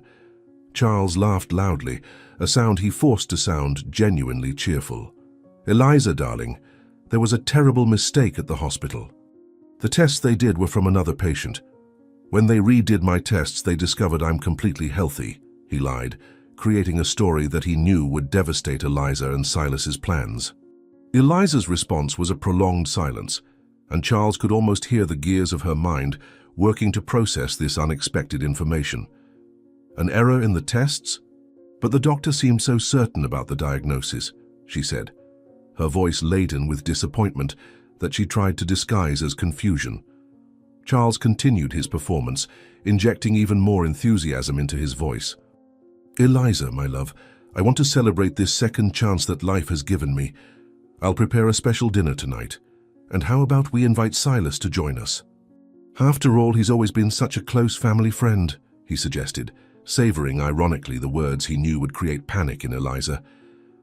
Eliza hesitated again before responding, clearly trying to find a way to refuse the invitation without arousing suspicion. "Charles, I don't know if Silas is available tonight. Perhaps it's better if we celebrate alone," she said, her voice showing anxiety about the prospect of having to feign happiness for Charles's recovery in Silas's presence. Charles gently insisted, maintaining the enthusiastic tone he had adopted. "Eliza, darling, I insist that Silas comes. I want to personally thank him for all the support he gave us during this difficult time. Call him now and tell him we expect him here at 8 o'clock, he said, his voice not admitting refusal. After ending the call with Eliza, Charles immediately called Silas, adopting the same enthusiastic tone he had used with his wife. "Silas, my friend, I need to talk to you in person about something wonderful that happened," he said, hearing the surprise in Silas's voice when he recognized who was speaking. Silas responded with a tense voice, clearly confused about how Charles could be calling him when he was supposedly dying in the hospital. "Charles? My friend, how are you?" "Eliza told me you were very ill," he said, trying to sound concerned despite his obvious confusion. Charles laughed again, maintaining his performance of a relieved and grateful man. "Silas, there was a terrible mistake at the hospital. The doctors confused my tests with those of another patient. I'm completely healthy. Eliza and I would like you to come dine with us tonight to celebrate," he said, savoring the shocked silence that followed. Silas took time to respond, and when he finally spoke, his voice showed a tension he was trying to disguise. "Charles, what a relief to know you're well. Of course, I'd like to join you to celebrate," he said. But Charles could detect the underlying panic in his voice.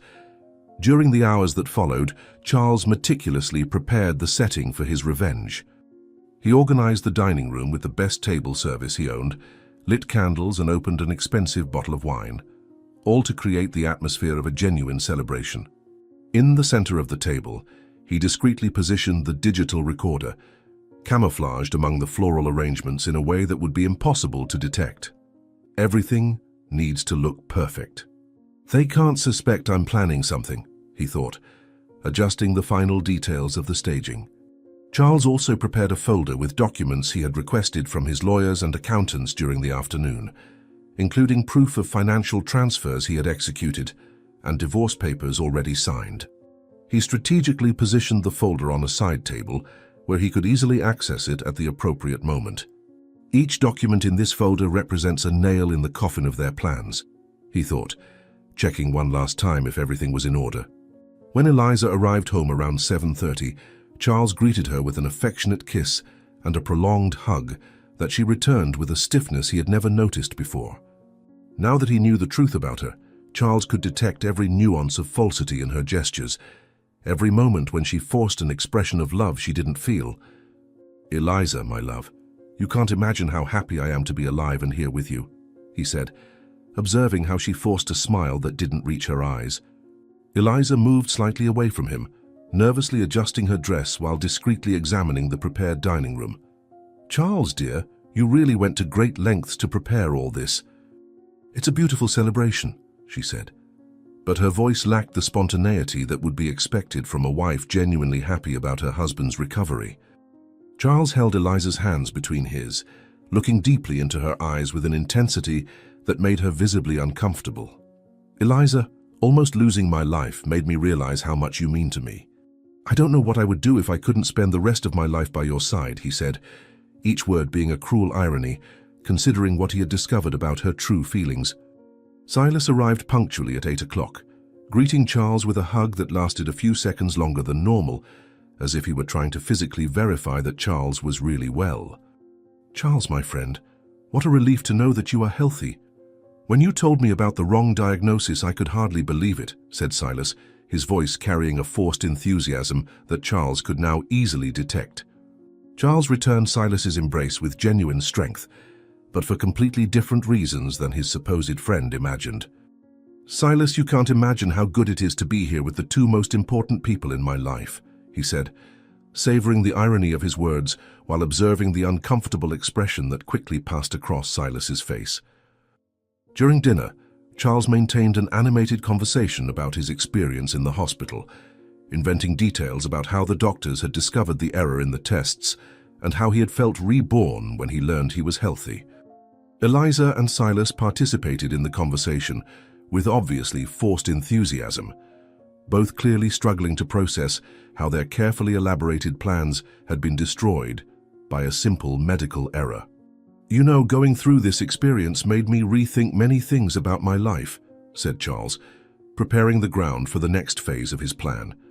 Eliza looked at Charles with an expression that tried to convey loving interest. "What kind of things, dear? What reflections did you have?" she asked, her voice showing more anxiety than genuine curiosity about the changes that Charles might be contemplating. Charles got up from the table and walked to the window, looking at the garden where Paisley had worked so carefully for so many years.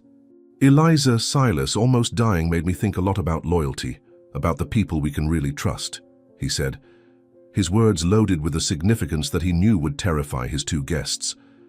Silas exchanged a quick glance with Eliza, both clearly concerned about the direction the conversation was taking. "Charles, my friend, loyalty has always been important to you. You've always been a man who values the right people," said Silas, trying to steer the conversation to safer territory. Charles turned to face Eliza and Silas, his face assuming a more serious expression. "You know, being in the hospital made me think a lot about poor Paisley. What a terrible coincidence that she suffered that accident just when I was going through this medical crisis," he said, carefully observing both of their reactions to the mention of the maid. Eliza became visibly tense upon hearing Paisley's name, her hands involuntarily tightening the napkin in her lap. "Yes, it was really a terrible coincidence. Poor Paisley was always so careful," she said, her voice showing an anxiety that she tried to disguise as sadness. Charles approached the table again, positioning himself so that he could clearly observe Eliza and Silas's expressions. "Eliza, dear, don't you feel even a little guilty about what happened to Paisley? After all, she was working in our house when she had the accident," he said, deliberately pressing Eliza for a more revealing reaction. Charles's question created a tense silence in the dining room, and he could see how Eliza struggled internally, between maintaining her facade of innocence and the frustration she felt because her plans had been ruined. "Guilty? Why would I feel guilty about an accident that I had nothing to do with?" she replied. But her voice carried a defensiveness that was disproportionate to Charles's seemingly casual question. Charles continued, pressing gently, knowing that Eliza was reaching her emotional limit. "Eliza, I need to tell you something that worried me. In the hospital, I heard some police officers commenting on Paisley's case. They're finding some details of her fall strange," he said, creating a situation that he knew would awaken Eliza's panic. Eliza became visibly tense upon hearing about the possible police investigation, her hands involuntarily tightening the napkin.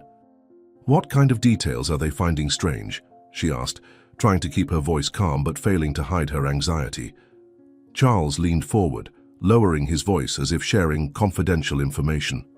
"Apparently the position in which Paisley was found doesn't match an accidental fall. They are considering other possibilities," he lied, observing how Eliza's face paled with each word. Silas exchanged a nervous look with Eliza, clearly concerned about the direction of the conversation. "Charles, these are very serious speculations. I'm sure Paisley simply tripped," he said, trying to end the subject. Charles shook his head gravely, maintaining his performance as a concerned husband. "Eliza, if by chance you know anything about what really happened to Paisley, you need to tell me. With my contacts and my lawyers, I can help resolve any complicated situation before it becomes a bigger problem," he offered, creating the perfect bait for Eliza to confess. Eliza looked at Silas, then back at Charles, clearly weighing her options.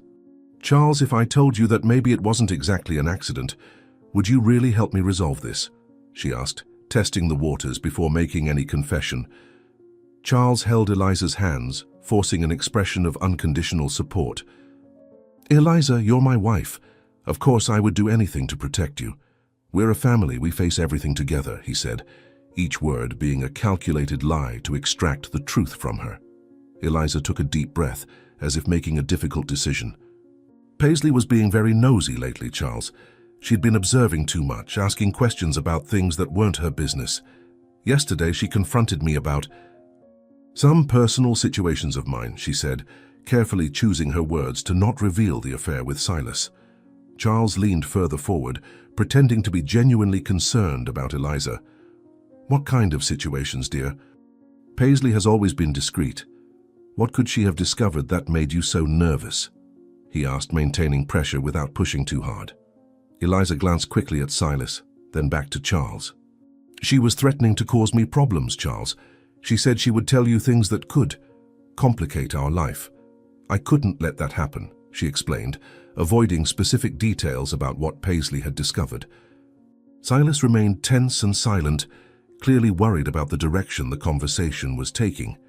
"Eliza, perhaps it's better not to go into details now," he muttered, trying to discreetly interrupt her confession. Eliza ignored Silas's warning, focusing entirely on Charles and the promise of protection he had offered. "Charles, if I tell you the complete truth, will you really help me resolve this with your contacts? she asked, seeking one last confirmation before confessing completely. Charles firmly held Eliza's hands, looking directly into her eyes with an expression of total support.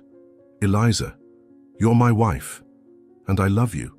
Of course I'll protect you. We're a team, we face any problem together," he lied, preparing himself to hear the full confession. Eliza finally yielded to the pressure and false security that Charles was offering. "Paisley was threatening me, Charles. She said she would tell you things that would destroy our marriage. I had no choice. I pushed her down the stairs," she confessed, finally revealing the truth about the attempted murder she had committed. The silence that followed Eliza's confession was deafening, with Silas looking at her, seeming to disagree with her having shared that information with her husband. Charles maintained his carefully neutral expression, but internally he was exultant for having obtained the recorded confession he needed about the crime against Paisley. "Eliza, dear, I understand you were protecting our marriage," he said, pretending support while already planning how to use this confession against her. Eliza felt relieved to see that Charles was apparently reacting with understanding to her confession about pushing Paisley. "Charles, will you really help me resolve this? With Paisley in a coma, maybe there won't be a problem, but if the police investigate further," she said, her voice showing that she was completely dependent on the protection he had promised. Charles smiled with a coldness that Eliza couldn't detect because she was focused on her own anxiety. "Eliza, dear, you just confessed that you tried to kill Paisley. And you did it in front of Silas, revealing that you clearly have secrets that you didn't want me to know," he said, his voice beginning to acquire a darker tone. Silas tried to intervene, rising from the chair with nervous movements. "Charles, my friend, I think there's a misunderstanding here. Eliza was just protecting the family's privacy," he said, trying to minimize the impact of Eliza's confession about the crime.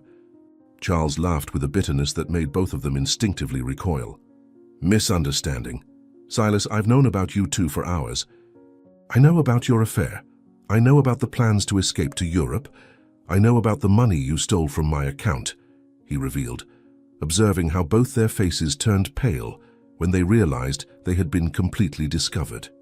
Eliza rose abruptly from the table, knocking over her chair in the process. "How could you know this? You were in the hospital. How did you find out about us?" she shouted, her voice heavy with total panic as she realized she had been deceived. Charles walked calmly to the side table where he had left his document case, taking out several papers that he methodically arranged in front of Eliza and Silas. "You want to know how I discovered everything? I disguised myself as a doctor this morning. I was the one who gave you the false diagnosis, Eliza," he revealed, savoring the expression of absolute shock that took over her face. The revelation that Charles had been the doctor she had met at the hospital made Eliza understand that she had been completely manipulated and deceived from the beginning. You were Dr. Turner? But how?" "This means you heard everything I said," she stammered, her mind finally processing the magnitude of how she had been fooled. Charles continued organizing the documents in front of them, each paper representing an aspect of his carefully planned revenge.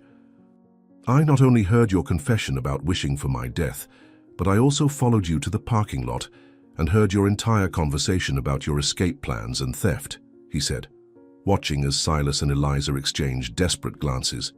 Silas tried one last time to save the situation, approaching Charles with his hands extended in a gesture of peace.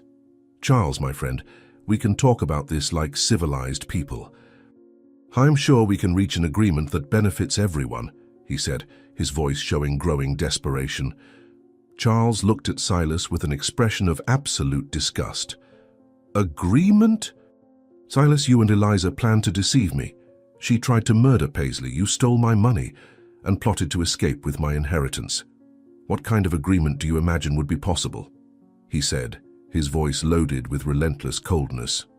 Eliza approached the table where Charles had organized the documents, trying to see what they contained. "Charles, what are these papers? What did you do while we thought you were dying?" she asked, her voice trembling with fear of the possible consequences of her actions. Charles smiled with a dark satisfaction, finally revealing the final blow of his revenge. "Eliza, darling, while you were planning my death and your romantic escape, I was busy transferring a large part of my fortune to Paisley's name. She is now the main beneficiary of all my assets, he announced, watching as Eliza's face contorted in absolute horror. The revelation about the financial transfers made Eliza realize that she had lost not only Charles, but also all the money that had motivated her marriage from the beginning. "You can't do this. That money is mine by marriage right. I am your wife," she screamed, her mask of elegance finally shattering completely. Charles laughed coldly, removing from the folder the divorce papers he had prepared during the afternoon. "Eliza, dear, these are the divorce papers. They're already signed by me and include an infidelity clause that nullifies any right you have to alimony or property division," he said, placing the documents on the table in front of her. Eliza grabbed the papers with violently trembling hands, quickly reading the clauses that completely destroyed her financial plans and her future. "You can't do this to me.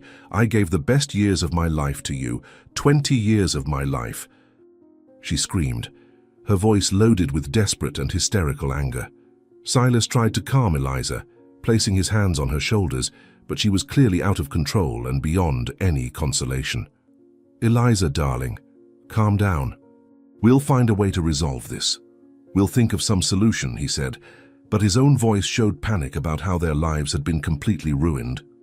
At that exact moment, the unmistakable sound of police sirens began approaching the mansion, creating an environment of final tension that made both Eliza and Silas understand that their situation had become even more desperate than they had imagined. The sound of sirens intensified until it finally stopped in front of the Green Mansion, followed by the unmistakable noise of police car doors being closed and rapid footsteps approaching the front door. Charles remained calmly seated at the dining table, observing how Eliza and Silas exchanged desperate glances, clearly trying to find an escape route that didn't exist. The red and blue lights from police cars flashed through the dining room windows, creating a dramatic atmosphere that marked the end of years of betrayal and lies. "The time for justice has come. The time has come for you to pay for everything you've done," thought Charles, feeling a mixture of satisfaction and relief.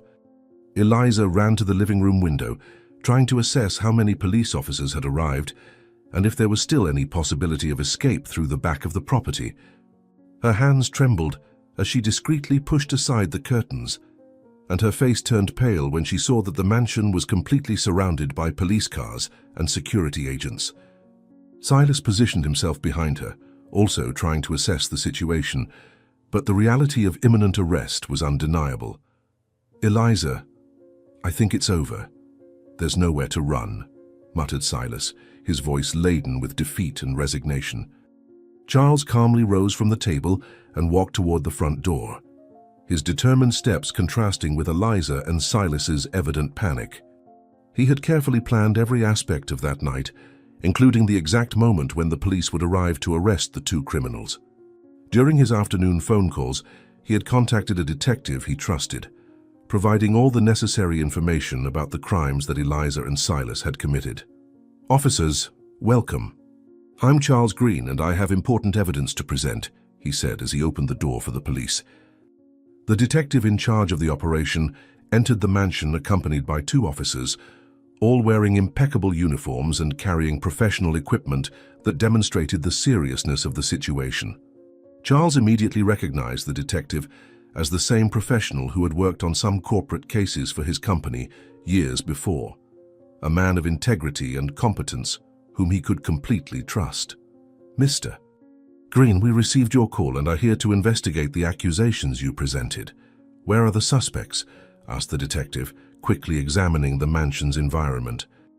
Charles discreetly pointed toward the dining room, where Eliza and Silas remained paralyzed, clearly in a state of shock at the police's arrival. "Detective, the two are in the dining room. I have recordings that prove both the confession of attempted homicide and evidence of financial fraud," said Charles, removing the small digital recorder from his pocket. Eliza and Silas were escorted by the police to the mansion's main room, where Charles had methodically organized all the evidence he had collected against them. The center table was covered with financial documents, bank statements showing unauthorized transfers, and the digital recorder containing the incriminating confessions. "Detective, Here is all the evidence you need to prosecute Eliza Green for attempted homicide against our employee Paisley and Silas for financial fraud, explained Charles, organizing the documents in a clear and accessible manner. The detective carefully examined each document presented by Charles, making notes in his professional notebook while assessing the quality of the evidence. When he got to the digital recorder, he asked Charles to play the relevant recordings, and everyone in the room heard again Eliza's confession about pushing Paisley down the stairs, as well as the escape plans she and Silas had elaborated. These recordings are very clear and specific. They constitute sufficient evidence for the necessary legal procedures, declared the detective, signaling to his officers. Eliza tried one last time to escape the consequences of her actions, approaching the detective with an expression that attempted to convey innocence and confusion. "Detective, my husband is clearly disturbed by the situation with our employee. These recordings were made without my knowledge and taken out of context," she said, trying to discredit the evidence that incriminated her. The detective looked at Eliza with the professional expression of someone who had dealt with many criminals throughout his career. "Mrs. Green, the recordings are too specific and detailed to be interpreted in any other way. You clearly confessed to intentionally pushing the victim down the stairs," he responded, signaling for one of the officers to prepare for the arrest. Silas tried to intervene, approaching the group with his hands extended in a gesture of peace. "Detective, I am a lawyer and understand that there are procedures that must be followed. We can resolve this situation in a civilized manner without the need for hasty arrests," he said, trying to use his profession to gain some advantage in the situation. The detective responded with the firmness typical of an experienced professional who wasn't intimidated by manipulation attempts. "Sir, as a lawyer, you should understand that attempted murder and financial fraud are serious crimes that require immediate arrest. Your rights will be respected according to the law," he declared, instructing the officers to proceed with the arrests. Eliza was handcuffed first, her protests echoing through the mansion as she was informed of her legal rights.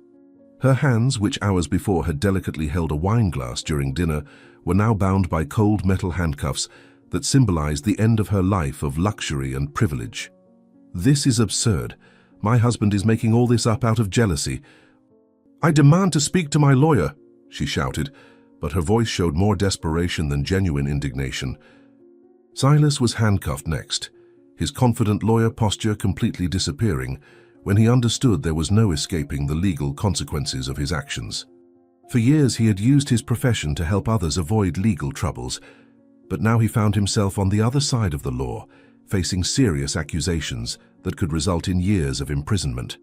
"Detective, I will cooperate fully with the investigation. I have information that may be useful in clarifying all the facts," he said, trying to negotiate a more favorable position.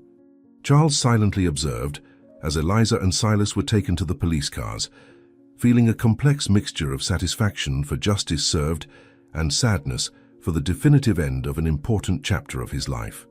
The mansion that had been the stage for so many lies and betrayals was finally being purified by the presence of law and order. Finally, Paisley will have the justice she deserves. Finally, they will pay for everything they did, he thought, watching the police car lights disappear into the night. After the police departed, Charles remained alone in the silent mansion, walking slowly through the rooms that had witnessed so many dramatic events during the last 48 hours. Each piece of furniture, each decorative object, seemed to carry memories of a life that now definitely belonged to the past. He went to his private office, where he began organizing the documents and plans he would implement to rebuild his life on completely new foundations. This house needs to become a real home again. It needs to become a place where only genuine people are welcome, he decided, beginning to elaborate his plans for the future. During the weeks following Eliza and Silas's arrest, Charles divided his time between monitoring the progress of Paisley's recovery in the hospital and completely reorganizing his personal and professional life. The trial of the two criminals was widely covered by the local press, transforming Charles into a public figure who had bravely faced betrayal and managed to achieve justice. "Mr. Charles, how did you manage to discover the truth about your wife and best friend?" asked a journalist during one of the many interviews he gave. Charles always answered the press questions with the same honesty and dignity that had characterized his search for truth. Sometimes, discovering the truth requires courage to see beyond appearances. Paisley almost died trying to protect me, and that gave me strength to fight for justice, he explained, always making a point to honor his employees' loyalty. Paisley definitely woke from the coma 3 weeks after Eliza and Silas's arrest, and Charles was by her bedside in the hospital when she opened her eyes for the first time with full consciousness. Her recovery was considered miraculous by the doctors, who initially feared that the brain damage would be permanent. "Paisley, it's good to have you back with us." "You are a warrior, a true warrior," said Charles, gently holding her hand as tears of relief ran down his face. Paisley looked at Charles with eyes that shone with gratitude and confusion, trying to process the events she had missed during her period of unconsciousness. "Mr. Charles, I remember Eliza. She pushed me down the stairs. What happened to her?" asked Paisley, her voice still weak but filled with concern for justice. Charles carefully explained to Paisley everything that had happened since her fall, including the discovery of Eliza's betrayal, the arrest of the 2 criminals, and the plans he had made to ensure her future. "Paisley, Eliza, and Silas were arrested and will answer in court for everything they did.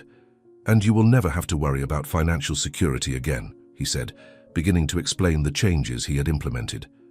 During Paisley's recovery period, Charles implemented a complete reorganization of her life, starting with the legal transfer of a significant portion of his fortune to her name. The lawyers worked tirelessly to ensure that all transfers were done legally and irrevocably, protecting Paisley from any future attempt at reversal. "Paisley, I want you to know that from now on you have financial security for the rest of your life. You deserve this after so many years of dedication," Charles explained when the documents were finalized. Paisley was initially reluctant to accept Charles's generosity, feeling that she didn't deserve such wealth, simply for having fulfilled her duty as a loyal employee. "Mr. Charles, I cannot accept so much money. I only did what any decent person would do," she protested, her tears demonstrating the emotion she felt from the unexpected generosity. Charles gently insisted, explaining that the transfer of wealth wasn't charity, but recognition for the exceptional loyalty that Paisley had shown over the years. "Paisley, you risked your life to protect me from the truth about Eliza. You have always been more family to me than my own wife. This money is yours by right," he said, finally convincing Paisley to accept her new financial situation. 6 months after the dramatic events that had transformed their lives, Charles and Paisley established a completely new routine in the Green Mansion. Paisley had fully recovered from her injuries and now worked as Charles's personal administrator, managing not only the house, but also the social projects they had developed together. "Paisley, the shelter applications are coming in faster than we expected. We need to think about expanding to serve more women," Charles said during one of their morning meetings. The shelter for women in vulnerable situations that Charles had established in honor of Paisley quickly became one of the most respected social projects in the city. Located on a property that Charles had purchased specifically for this purpose, the shelter offered not only temporary housing, but also professional training programs and psychological support. "Mr. Charles, we received a very generous anonymous donation today. It seems our story has inspired others to help as well," reported Paisley, organizing the project's financial documents. Charles discovered that dedicating part of his fortune and energy to helping others brought a sense of purpose that he had never experienced during his years focused only on accumulating wealth. Working side by side with Paisley and developing social projects revealed aspects of his personality that he himself was unaware of. "Paisley, I think I finally understand what it means to have a real family. It's not about blood. It's about choice and loyalty," he reflected during one of the many moments of satisfaction he experienced. Paisley flourished in her new position, discovering talents for administration and leadership that had remained dormant during her years as a domestic employee. She implemented efficient organizational systems for both the house and social projects, transforming herself into a true business partner for Charles. "Mr. Charles, I always dreamed of making a difference in people's lives, but I never imagined I would have this opportunity," she confessed during a conversation about the positive results of their projects. Paisley's transformation from employee to administrator and social partner was accompanied by significant changes in her appearance and personal demeanor. She began to dress more professionally, attended management training courses, and developed a confidence that had been suppressed during years in a subordinate position. "Paisley, you should see how the women at the shelter look at you.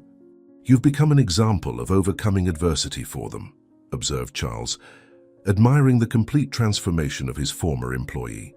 The relationship between Charles and Paisley naturally evolved from employer and employee to a deep friendship based on mutual respect and shared experiences. They developed a routine of weekly dinners, where they discussed not only professional matters, but also exchanged reflections on life, loyalty, and their plans for the future. "Paisley, sometimes I think that perhaps it was necessary to go through all that betrayal to discover what really matters in life," commented Charles during one of these reflective dinners. Paisley always listened to Charles's reflections with the wisdom of someone who had observed human nature closely for many years. "Mr. Charles, bad people sometimes help us recognize who the good people are.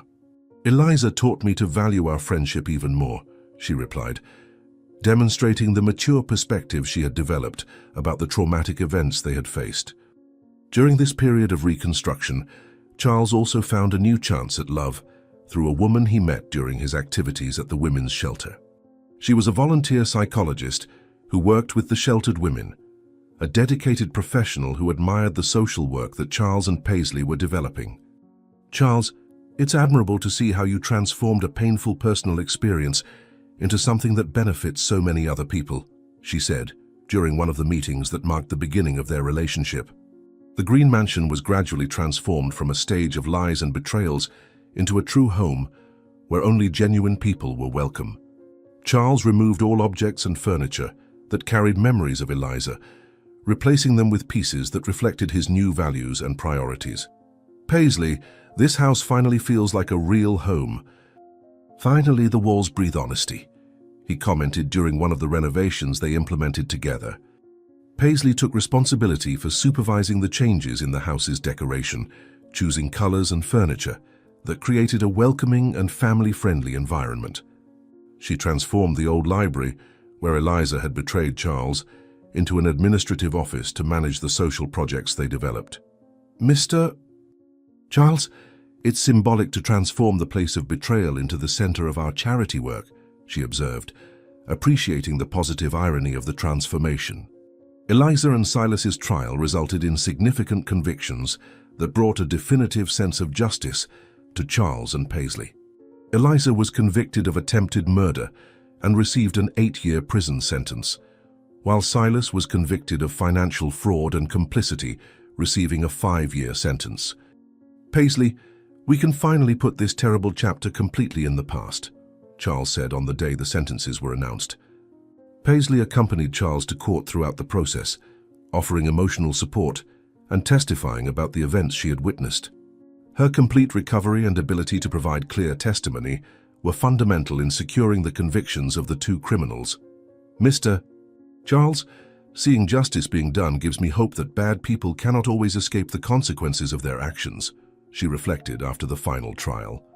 Charles and Paisley maintained a sincere friendship based on mutual respect and gratitude, a relationship that became the example of how genuine loyalty can survive any storm.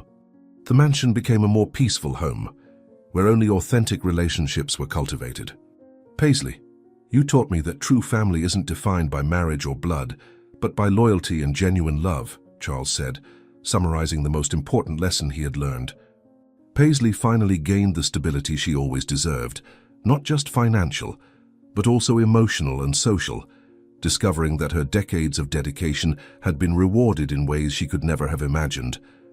Charles learned to value true loyalty above superficial appearances, building a life based on genuine relationships instead of social convenience. "Mr. Charles, I think we both discovered that sometimes we need to lose everything we thought we wanted to find everything we really needed," Paisley reflected, closing a chapter of their lives and opening another completely new one. Now tell me in the comments where you're from and tell me, did you like this story? Then subscribe to the channel, leave your like, and check out the next one that's waiting for you here on the screen. I'll wait for you there.